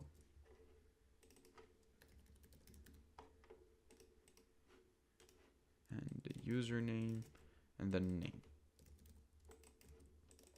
Perfect. Now we want to check to see if there is none. So is there a token? Is there not a username? Or is there not a name? So if there's any of those things that are not there, then we don't want to continue any further. And we know that we actually need to sign in. So it will automatically redirect us to the sign in page, which is what's happening right now. But if that's not the case, if the user has that information in their cookies, we want to create again that user from the stream user type. Now, what is the stream user type? Well, this is a type from stream that we will redirect the user type that we can import from stream like this and change the name to stream user type. The reason why we're doing this is just because we already have a user type over here, right? So we don't want to have both of them with the same name. And this type, this user will have an ID equal to the username and a name equal to the name, right, that we get from the cookies. Then I want to again instantiate the client. So I'll say my client is equal to new stream video client. Then again, we do need to get all the stuff that we did when we signed in. So like let me just get all of that. The API key, the token, and so on. And we just paste it over here. Now the token actually will just be token because it comes from that. So we actually don't even need to set it like that. We just set it like this and perfect. Now we're checking to see on render, when we render the page, to see if a user is logged in. And if it is, we'll just set the client to be equal to this my client. So we're connecting by default. We're also setting the user to be equal to a user with the username and the name. And by the end, we do want to disconnect this user on the cleanup. So I'll set the return over here equal to the my client dot disconnect user. And then we'll also set the client to undefined. So we clean up everything and set user to null. Perfect. Now we should see that if I go to the main page, it shouldn't error, but it doesn't, it still redirects me. So, oh, it's giving us an infinite re-render. That's definitely bad. Let me kill our client. Perfect. I accidentally killed our server, but I'll also refresh this. Perfect. Wow, we made a lot of calls. And this definitely caused some problems. So I'll close this and I'll reopen the localhost. And let's pull this back. Let's see what happened. So, and let's rerun this. Actually, let's wait a bit and see exactly what the problem is. Oh, I know what the problem is. It's just that I never put a dependency list. Classic mistake, very beginner mistake that I still make sometimes, but I didn't put a dependency list and that caused that to happen. But if we do put it, you'll see that we are able to get into this page, right? Now, let's check the application. It does say that we do have a name, a token, and a username. So it means that now we should be able to go to the main page without getting redirected to the sign-in. But we still do. Let's check the console to see if there's any issues. Oh, I get what happened. The reason for this is because in our main page over here, we are redirecting if the client is null. And obviously, if the client is null for even a second, we're gone out of this component. So we do have to create a loading state that is gonna be used to kind of intervene, like make this not catch this state before it actually checks to see if the client exists. So the way we do this is pretty simple. We'll just create a is loading client state, and the set is loading client over here. And then we'll set it equal to use state, and we'll make this a Boolean, and we'll start it as true. So initially it will be loading the client, right? And until it either fails to load the client or it just never finds the client, we'll keep it as true. So we'll just change this and say that if actually we don't find any tokens, then we immediately set it to equal to false, because it's not loading the client anymore, because it knows that it doesn't exist. But now after all of this, right, we just set the is loading client to be equal to false. And then we can know for a fact that this will work, because now we can even put a little like a little loading screen. So we can say if is loading client. I do need to get this from the use user hook. So we'll get it over here. Actually, oh yeah, we're not passing that yet. So we do have to put this here. This is just a Boolean, and then pass it down here. Nice, perfect. So now we can grab it from there and then just say if is loading client is equal to true, then just return a little h1 tag with 3 dots saying that the data is loading. And if it is not loading client and there is not a user, or it is not loading client and is not client, then we return this. And then I'll delete this, and I hope that now if I go to this, it will actually allow me to go to my own page, and it doesn't actually redirect me to the sign-in page, which is great. It means everything is working. Perfect, we got that out of the way. Now it is indeed giving us an error for the client in case it is null. So we are just gonna enforce it a little bit with TypeScript, just in this case, enforce it by adding an exclamation mark to say that we're guaranteeing that this is the case, because we are kind of guaranteeing. Now, what do we want? Well, we want to build all of the cool audio functionalities, right? We want to build everything from the room component that we haven't yet. So how are we going to do that?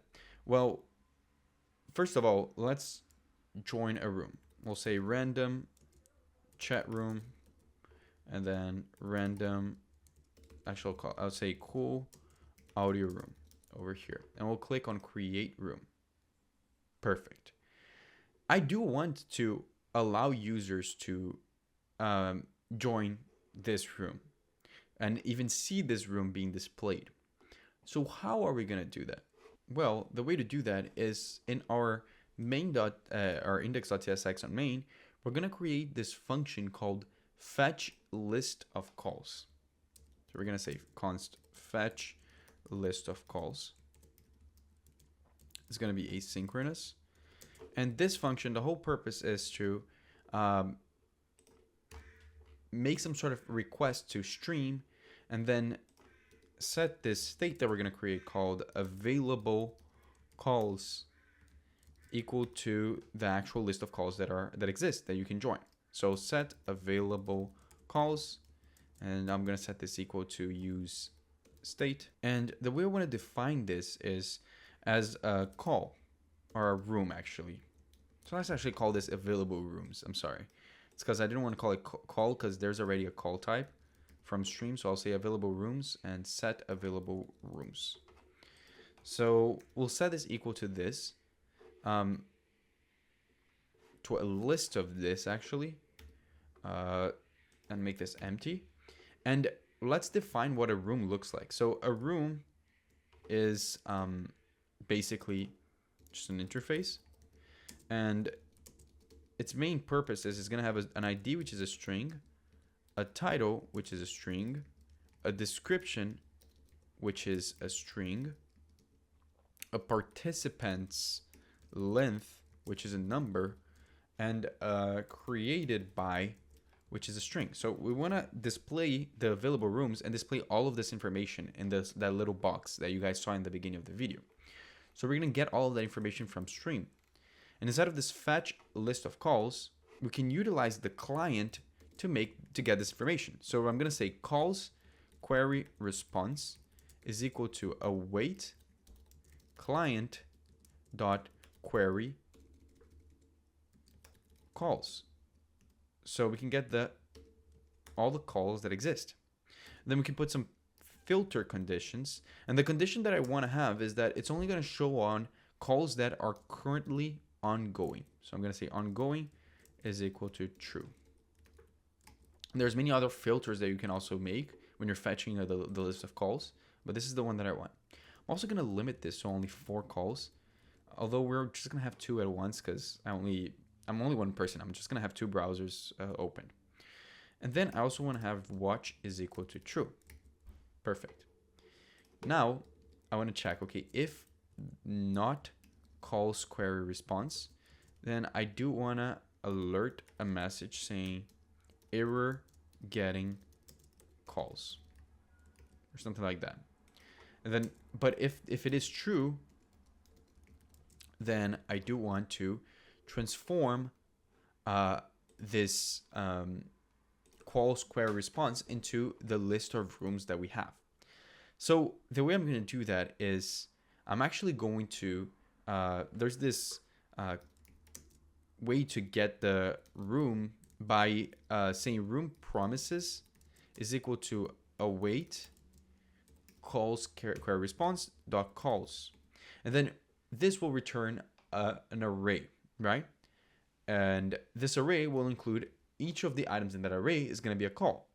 So what I want to do is I want to kind of duplicate and transform this array into something that kind of matches the interface that we created up here, the room interface. So what I'm going to do that is I'm going to map through all of those elements. And for each of those calls, I want to return back an altered version of it, of this object. Instead of looking like the call that comes back from stream, I want it to look like a room from the interface we defined. So I'm going to create this this function called getCallInfo, which takes in a call, and we'll handle all of that inside of that. So I'm going to create this function, const getCallInfo is equal to async call and of type call, which is what we're going to get, and it returns back a promise which returns a room. And then inside of here, all it's going to do is it's going to utilize all of the functionality from stream and this call API to get that information. For example, if I want to get the call information straight off the bat, most of the things I need to first create this call info variable and set it equal to await call.get. And this will return back a bunch of stuff. You'll see that if I say call info dot, there's a bunch of stuff that I can already access, right? The duration, the members, ownership capabilities, and the call variable, which has a lot more information inside of here. You can play around with this if you are making your app, because you can add more information if you want to. But in our case, what we want is, first of all, we want to know the title and description, which we already know comes from the custom data part of the call. So I'm going to say custom data is equal to call info dot call dot custom. Now I'm just going to say const title and description is equal to custom data. But the thing is, custom data can be null. So if it's like the call can be null. So in this case, we do want to put that it can also be this. And we do want to also wrap this around and kind of assign a specific type to it. So we'll say custom call data, which is a type that we can create over here. I'll create up here at the top. Type custom call data. The reason why I have to do this is just TypeScript semantics. You know, I dealt with this before, so I'm just making it easier for you guys. You don't have to really think too much about this, but this is how we're going to make it work. And then over here, I just noticed this needs to be promise. Perfect. And then, yeah, now this should be working. Now down here, we're going to grab the participants length and set it equal to call info dot members dot length. And in case that doesn't exist, so we're just going to set it equal to 0 in case members and length is null. Then we're going to grab the created by which is, we can access it by saying call info.call.created_by.name, and again, we'll default that to an empty string in case the type is null. Then the ID is just call info.call.id, and then default it as well. Now, at the end, we're just going to return this object with all of this information. So ID, title, actually title, we do have to default it as well, and description too, because we didn't on its definition. But the other ones, we can just put participants length, created by, and yeah, that's perfect. Now we're mapping everything into this list of promises that is now of the format of the rooms. So we can actually get the final rooms result by saying rooms equals to await, and then promise.all, and then pass the room promises over here. And then in the end, just set the rooms, the available rooms equal to the rooms variable. Perfect. Now, we can come down here at the bottom, below all of this, of the create room functionality, and we'll just check to see, okay, if rooms.length, available rooms.length is not equal to 0, then we want to display a bunch of stuff that I'm going to put over here. If it is equal to 0, then I want to display a little h1 tag, or actually I'll make it a h2 tag that says no available rooms at the moment, which is probably what's going to be showing up. If I go to the actual main page, it'll say no available rooms at this moment again. And does it actually, is it oh, I haven't called that fetch list function yet. We'll call it in a second. Actually, we can call it right now so you guys see that that works. I mean, to call it is actually pretty simple. We just create a use effect for this. We'll just come up here and say use effect, and then call the fetch list of calls. Now, we do need the client to exist for this to be called, so I'm going to put if client exists, then do this. And also, whenever the client changes values, we do want to recall this use effect. So we're going to put the client in the dependency list, and we will see that now, if we refresh this, is it actually calling it? Let's see the network request. It seems like it is, see. But there's no calls in the moment, which makes sense, right? There's no current calls. So that's why it says no available rooms at the moment. But if we were to create a call, this would change. But then what we do want to display over here is the case where there is a room. If that's the case, then we'll put an h2 tag saying available rooms. And then down here, we'll put a div. And I have a bunch of CSS for this, so just follow along with the class names. I'll say class name of this will be a grid, and then we'll just loop through the available rooms that we have. And for each room, we'll just display a div like this.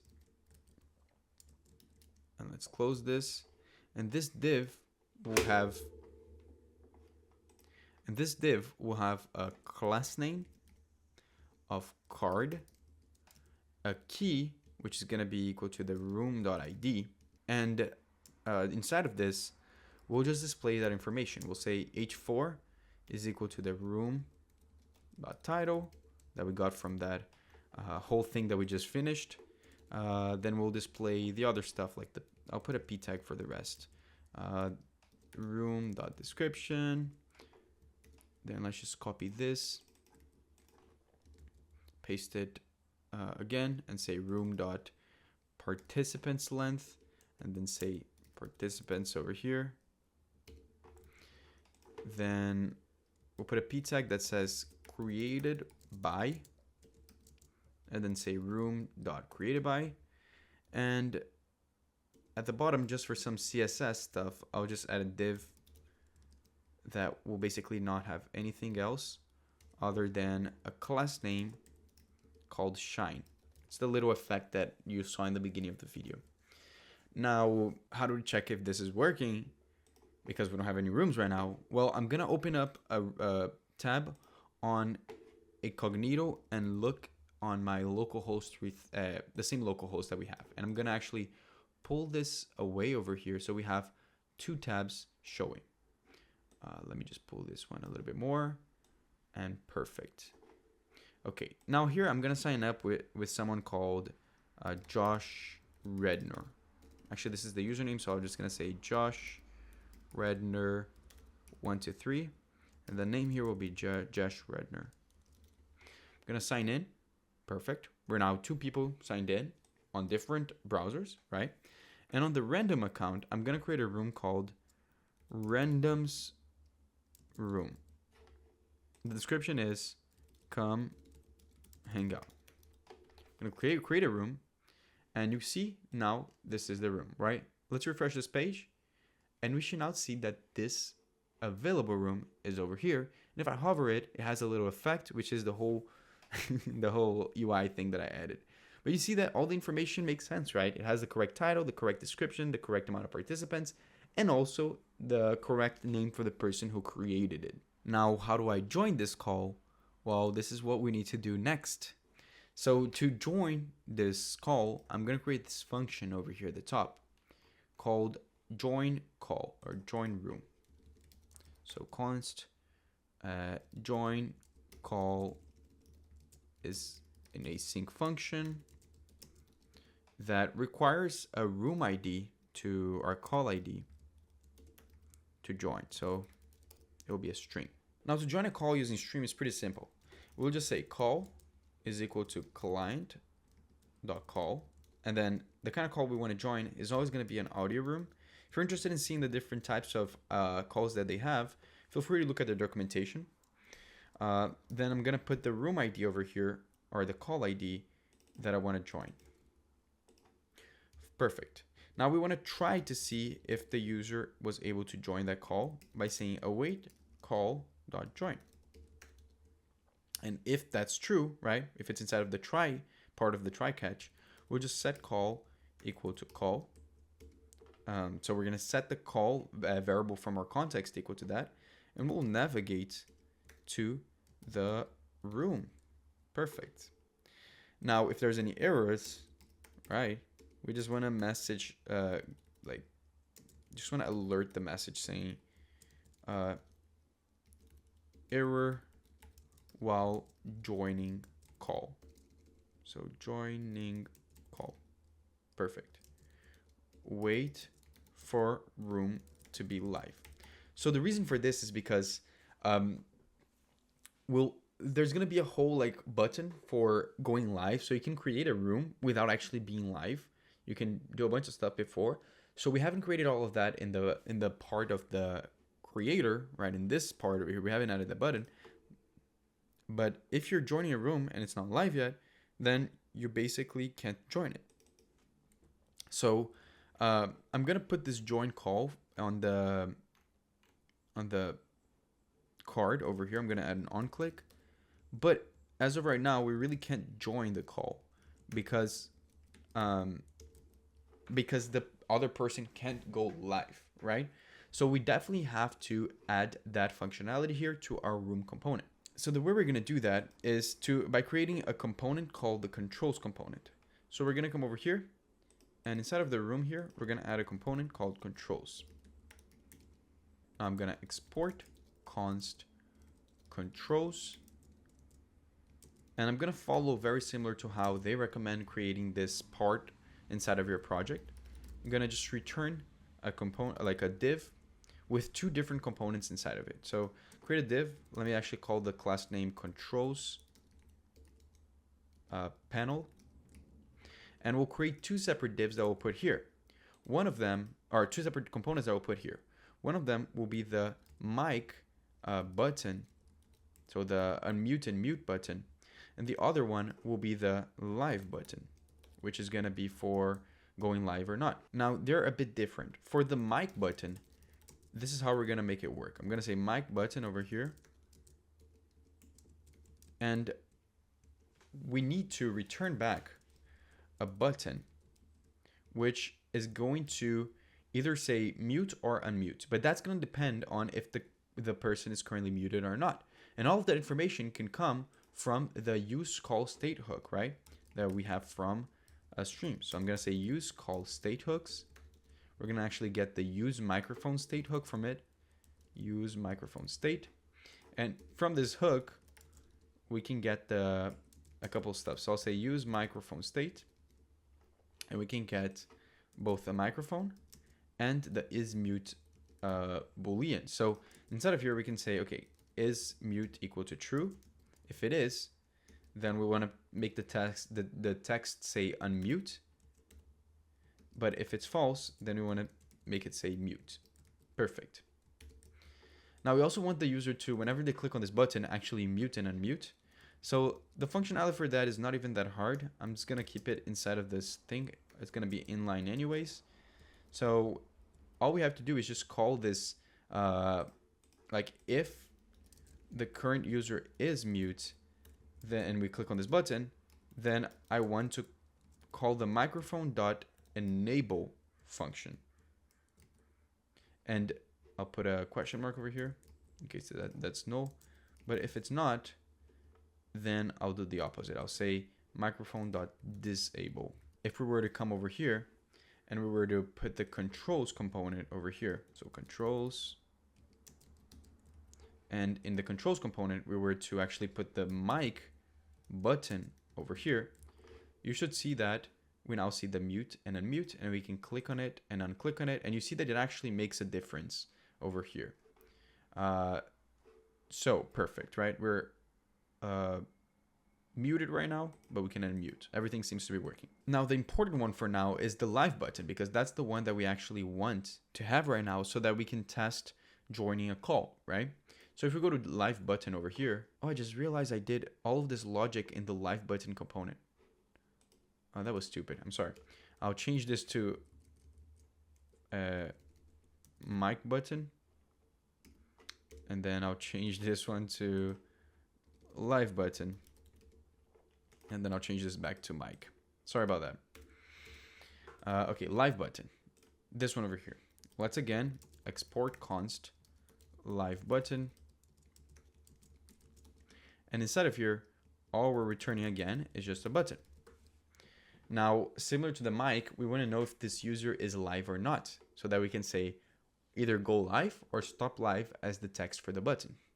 So the way we do that is we're going to be using the use call state hooks hook, which we've been doing all along. So use call state hooks, and we want to get the use is call live. Perfect. Now we'll say const is live is equal to use is call live.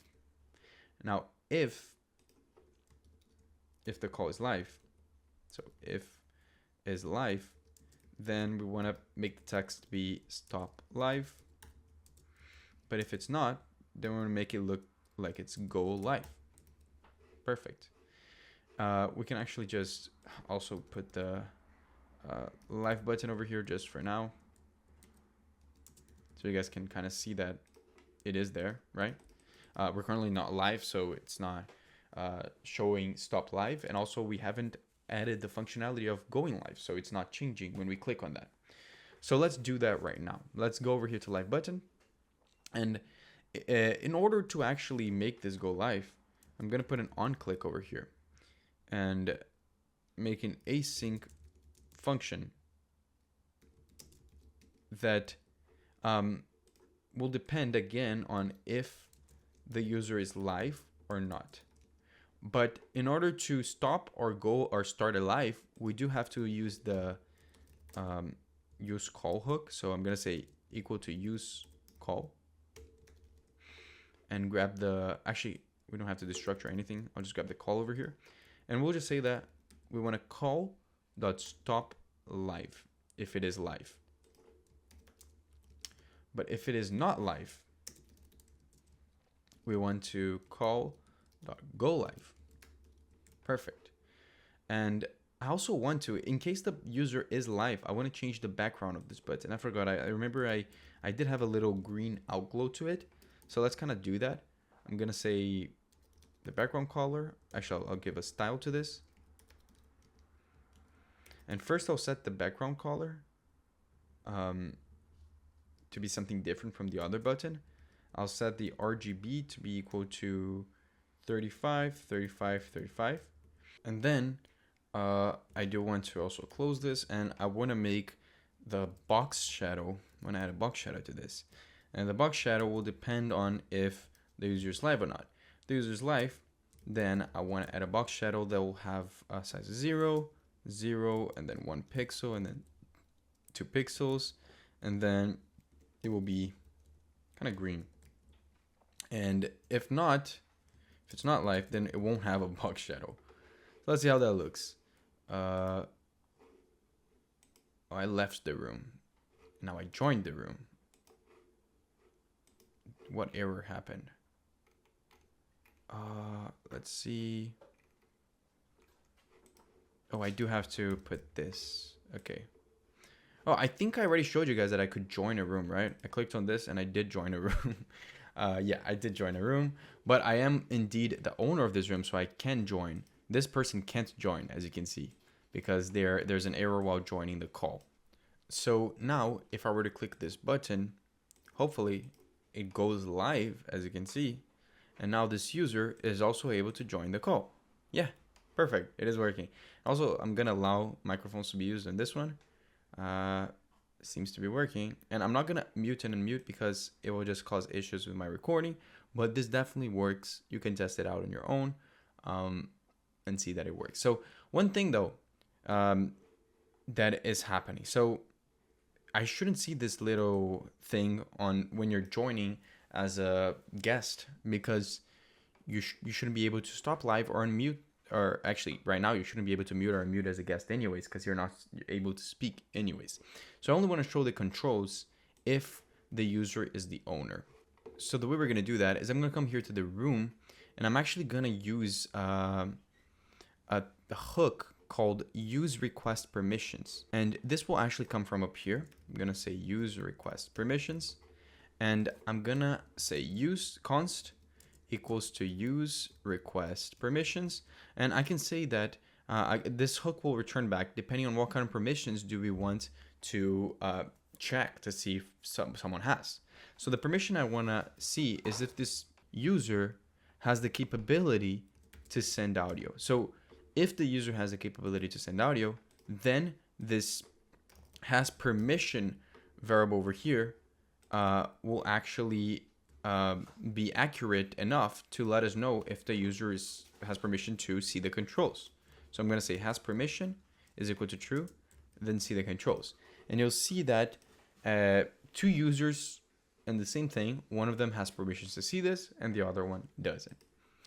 But now here comes the question. How do you check to see if this user, like how do you request permission, right? Like how will this user request permission for this one? Well, the way I'm going to do this is I'm going to actually change this to if the user has permission, shows that. If the user doesn't have permission, show a button that is going to be used for requesting permission. So the text for the button will actually be an emoji, which I'm going to use a Unicode for that. The Unicode will just be this. It's that like this, the high five. Let's see if it's actually working. It doesn't seem to be actually. Did I put it right? Oh, I do have to put this. Yeah, and then it's the high five. So you're requesting permission. And when you click on this button, I want to call this request permissions function, which I'm actually going to get directly from here. I don't have to do anything. I just have to call this, and then it will actually request the permission for me. Just perfect. So if you see now, actually, I haven't implemented the functionality to see the permission, right? Actually, let me just restart this. Create a new room. I'll create a room here, actually. It might be easier. So I'll create one from Josh. So Josh, cool room. And the description is a cool place to hang.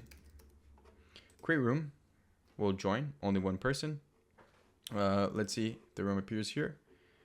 Josh's cool room. I'm going to go live so that I can join from this one. I'm going to join. Perfect, right? Now, I want to implement the permissions requests panel. This is going to be a panel which is just going to actually be constantly checking for a WebSocket connection to see if any requests were sent. This is going to be one of the most complicated components we're going to be building, but it's going to be really cool. So I'm going to create a file called permission request.tsx. And inside of here, I'm going to create the permission request panel.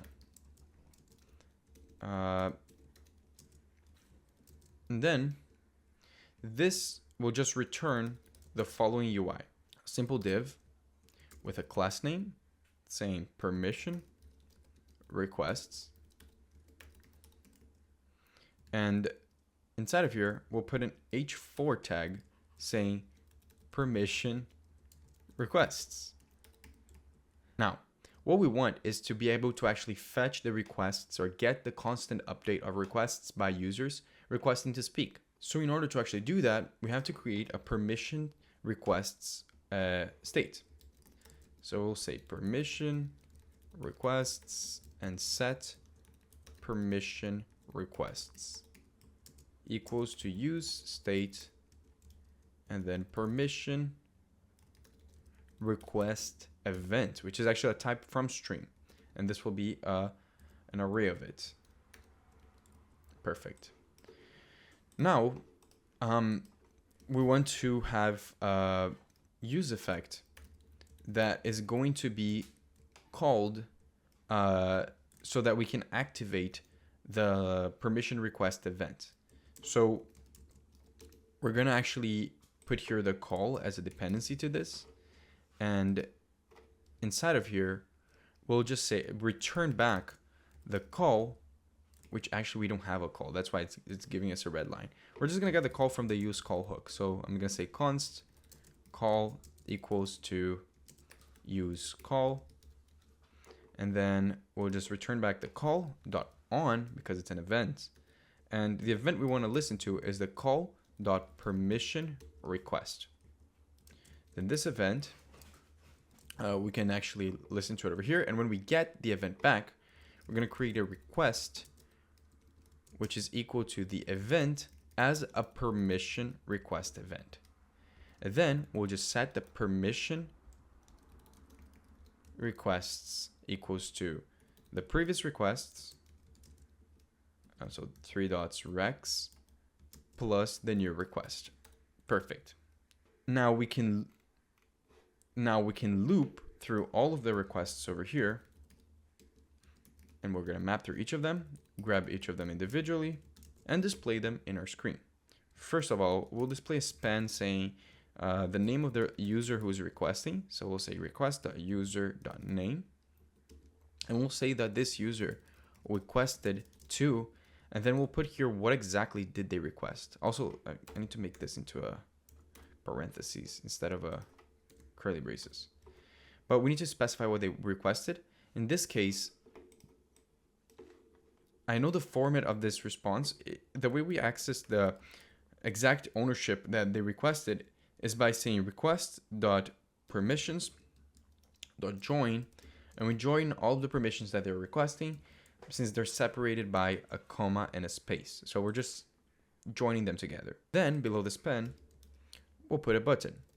This button will be to approve this request. So we'll also do the same with the deny button. So deny. And I forgot, but we're also putting a div over here around this so that it's just a single child. And this div will actually give a class name of permission request. And the key of this will be equal to the request.user.id. Perfect. Now, how do we approve and how do we deny? Well, I'm going to give an onClick over here.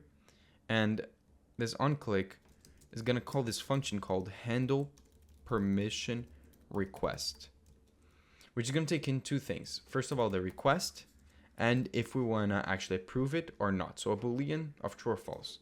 because we're going to reuse the same function for the deny as well. But this one will be false. And we'll just create this function. We'll create it up here. Const handle permission request. Perfect. Now, this should be a use callback. Let's turn this into a use callback. So I'm going to turn this into a use callback.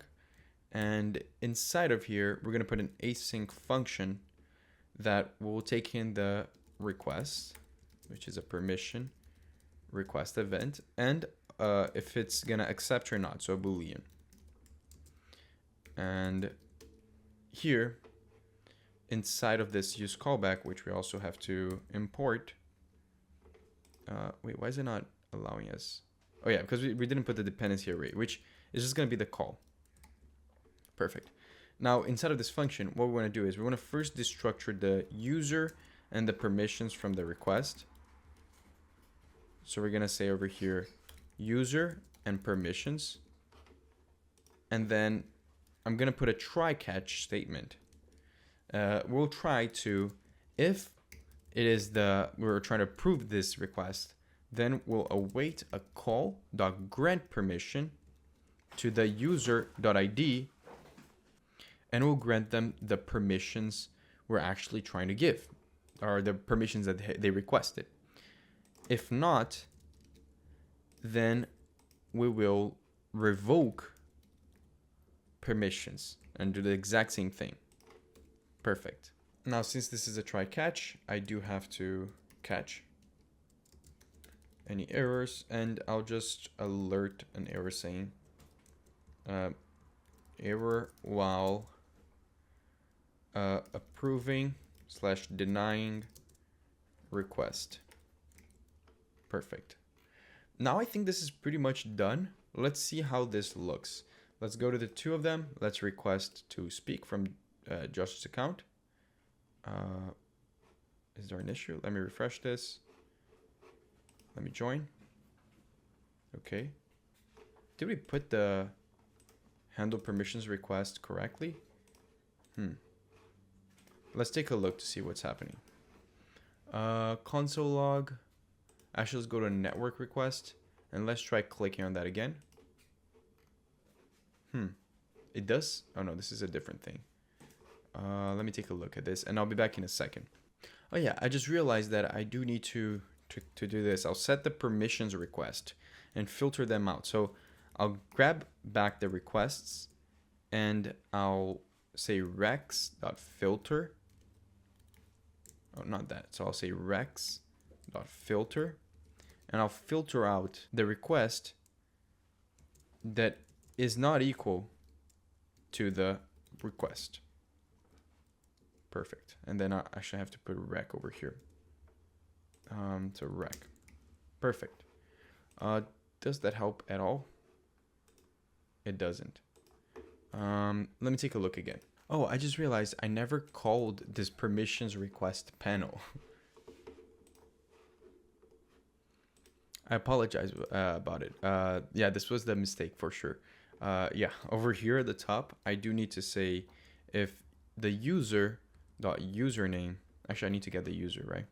So let's say const equals to use user.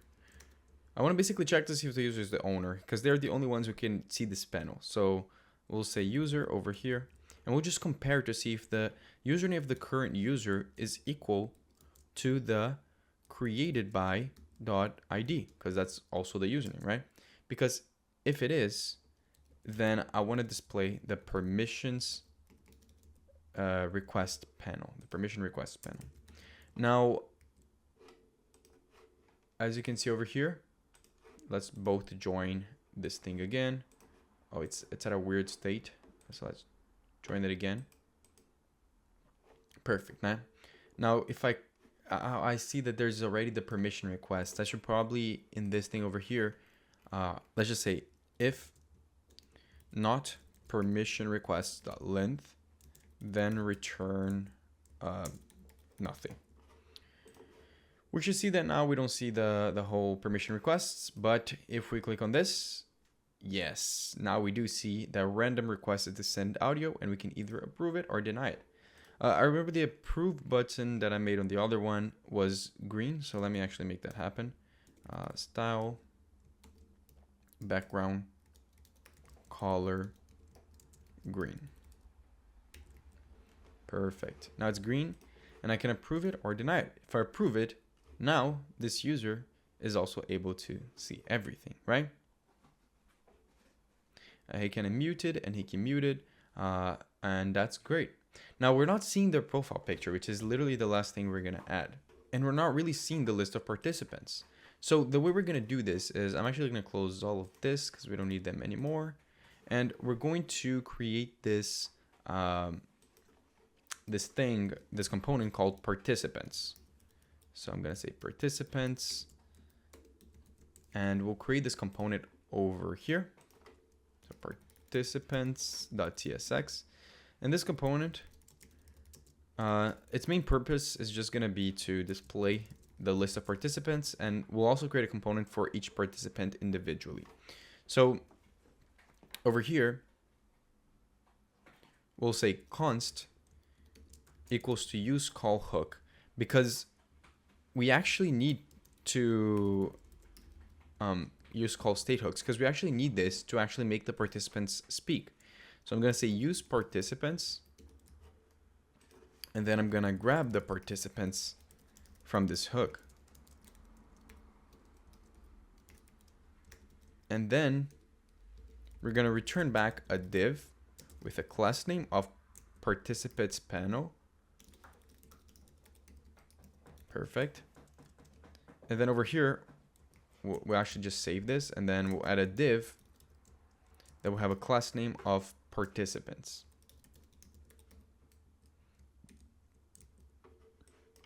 Perfect. Now, inside of this, I want to put two things. I want to put the participants audio component, which will take in the participants that we just got from the hook. Then I want to loop through the list of participants, and for each of them, I want to render out this component called participant that I'm going to create. Now, as props, we're going to pass in the individual participants and also the key, which will just be p.session ID, maybe? Yeah, perfect. Now let's create this hook, or this component, sorry. So participant.tsx. Now, on this component, we're just gonna export const participant, and it's gonna take in some props. The props will be pretty simple for us to define over here. We'll just say interface props, and then it will just take in a participant, which will be of type stream video participant. Perfect. Now inside of this, we want to return back a div of class name equal to participant. And inside of this, again, we actually want to display two things. We want to first display the avatar, so the profile image, right? Which we can take this avatar component directly from stream, and we'll just put the image of it, and the image we're going to actually get directly from the props, right? We'll just say props.participant. Oh, I haven't actually set this equal to this. Perfect. So participant.image. And then we actually add some styling to it to make it round. So we'll say the width will be 60. The height will be 60. And the border radius will be 50. Perfect. Now, do we even see any of that? It's actually, oh, maybe because we have some errors. Yeah, we still have some errors to figure out. But then we're also going to add a div over here, or a p tag actually might be better, which is just going to display the participant name. Perfect. Now in the participants over here, let's just import this. Now in the index over here, let's just import this. Now we should actually see that when we join the rooms, we can see the little image of the participants. And I just realized that the text is, the text is overlaying because it's too big. And also, I didn't focus that much on CSS on this video, but also, did I make a mistake where, oh yeah, I said participant.name, not part, it has to be props.participant.name. Yeah, now it works. So obviously there's more to be done with UI, but this is not the point of the video, like I said, and I don't think it really matters, at least for the point of the tutorial. Now, the last thing I want to add is I want to add the ability to know who's speaking while they're speaking. So the way I'm going to do that is literally by just writing a text, like a mini text over here, that is going to let us know if that's true.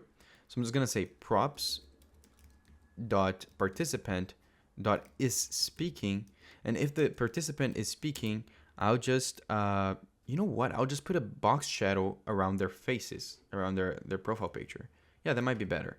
I'll do the same thing I did with the live button, this thing over here, and let's see if that looks good. I didn't do this on the other one, but let's see if it looks good. We'll just copy this and we'll just put it over here, and then we'll just delete this. And if the person is speaking, we're both muted, right? So the thing should actually be green. Let's see. Hello? Did you guys see that? I hope you guys, the audio didn't get like screwed up because I was speaking while I was, I'll make my audio off so that I can speak. But you'll see that every time I speak, it becomes green. And every time I stop speaking, it doesn't become green, right? Now, if I were to request from this person to speak and I approve, and then this person were to unmute, they also are able to speak, as you can see, right? Now, this is really cool in my opinion. Obviously, there's like this whole project is really cool because you can do so much things, like so many things that I think would be overly complicated if you didn't have Stream to help you with this. And make it, this project took a while, but at the same time, look how much you built, right? And if you just spend a little bit more time building upon this video with like maybe adding some new Stream features, if you look over here at their API, you'll see that this is their documentation, right? No, this is actually their dashboard. But if I were to go to Stream over here, and I were to go to all of this, you can add noise cancellation. You can add actual videos, right? And do screen sharing. You can do moderation and all that kind of stuff. There's so much more than you can do. You can separate participants into groups and a lot of cool stuff that I didn't want to put in my video just because I thought it would kind of like, this wasn't the point of the video. The video would become a little bit too long. So I wanted to just keep it a little bit shorter. But at the same time, I'm opening this up for you guys to continue working with this, continuing expanding this project, maybe improving the UI, maybe improving some of the like approaches that I took, maybe changing stuff a bit, because I definitely think this is a great project to not only put in your resume, but also to help you build your own company. You can build some sort of product out of this. This has a lot of potential. Now, this is basically it for the video. Really want to thank you, Stream, for sponsoring this video. They provided me with such a good service that, I've been sponsored by them in the past, and I built a really cool project. It's always them. Like, they always help me build the best projects that I've made in my channel, and I'm really grateful for them. I think you guys should definitely check them out and build your projects with them because they really created a great product here. And yeah, if you want to check out the code will be in the description. And if you enjoyed the video, please leave a like down below and comment what you want to see next. Subscribe because I'm posting every week and I would massively appreciate it. And I see you guys next time.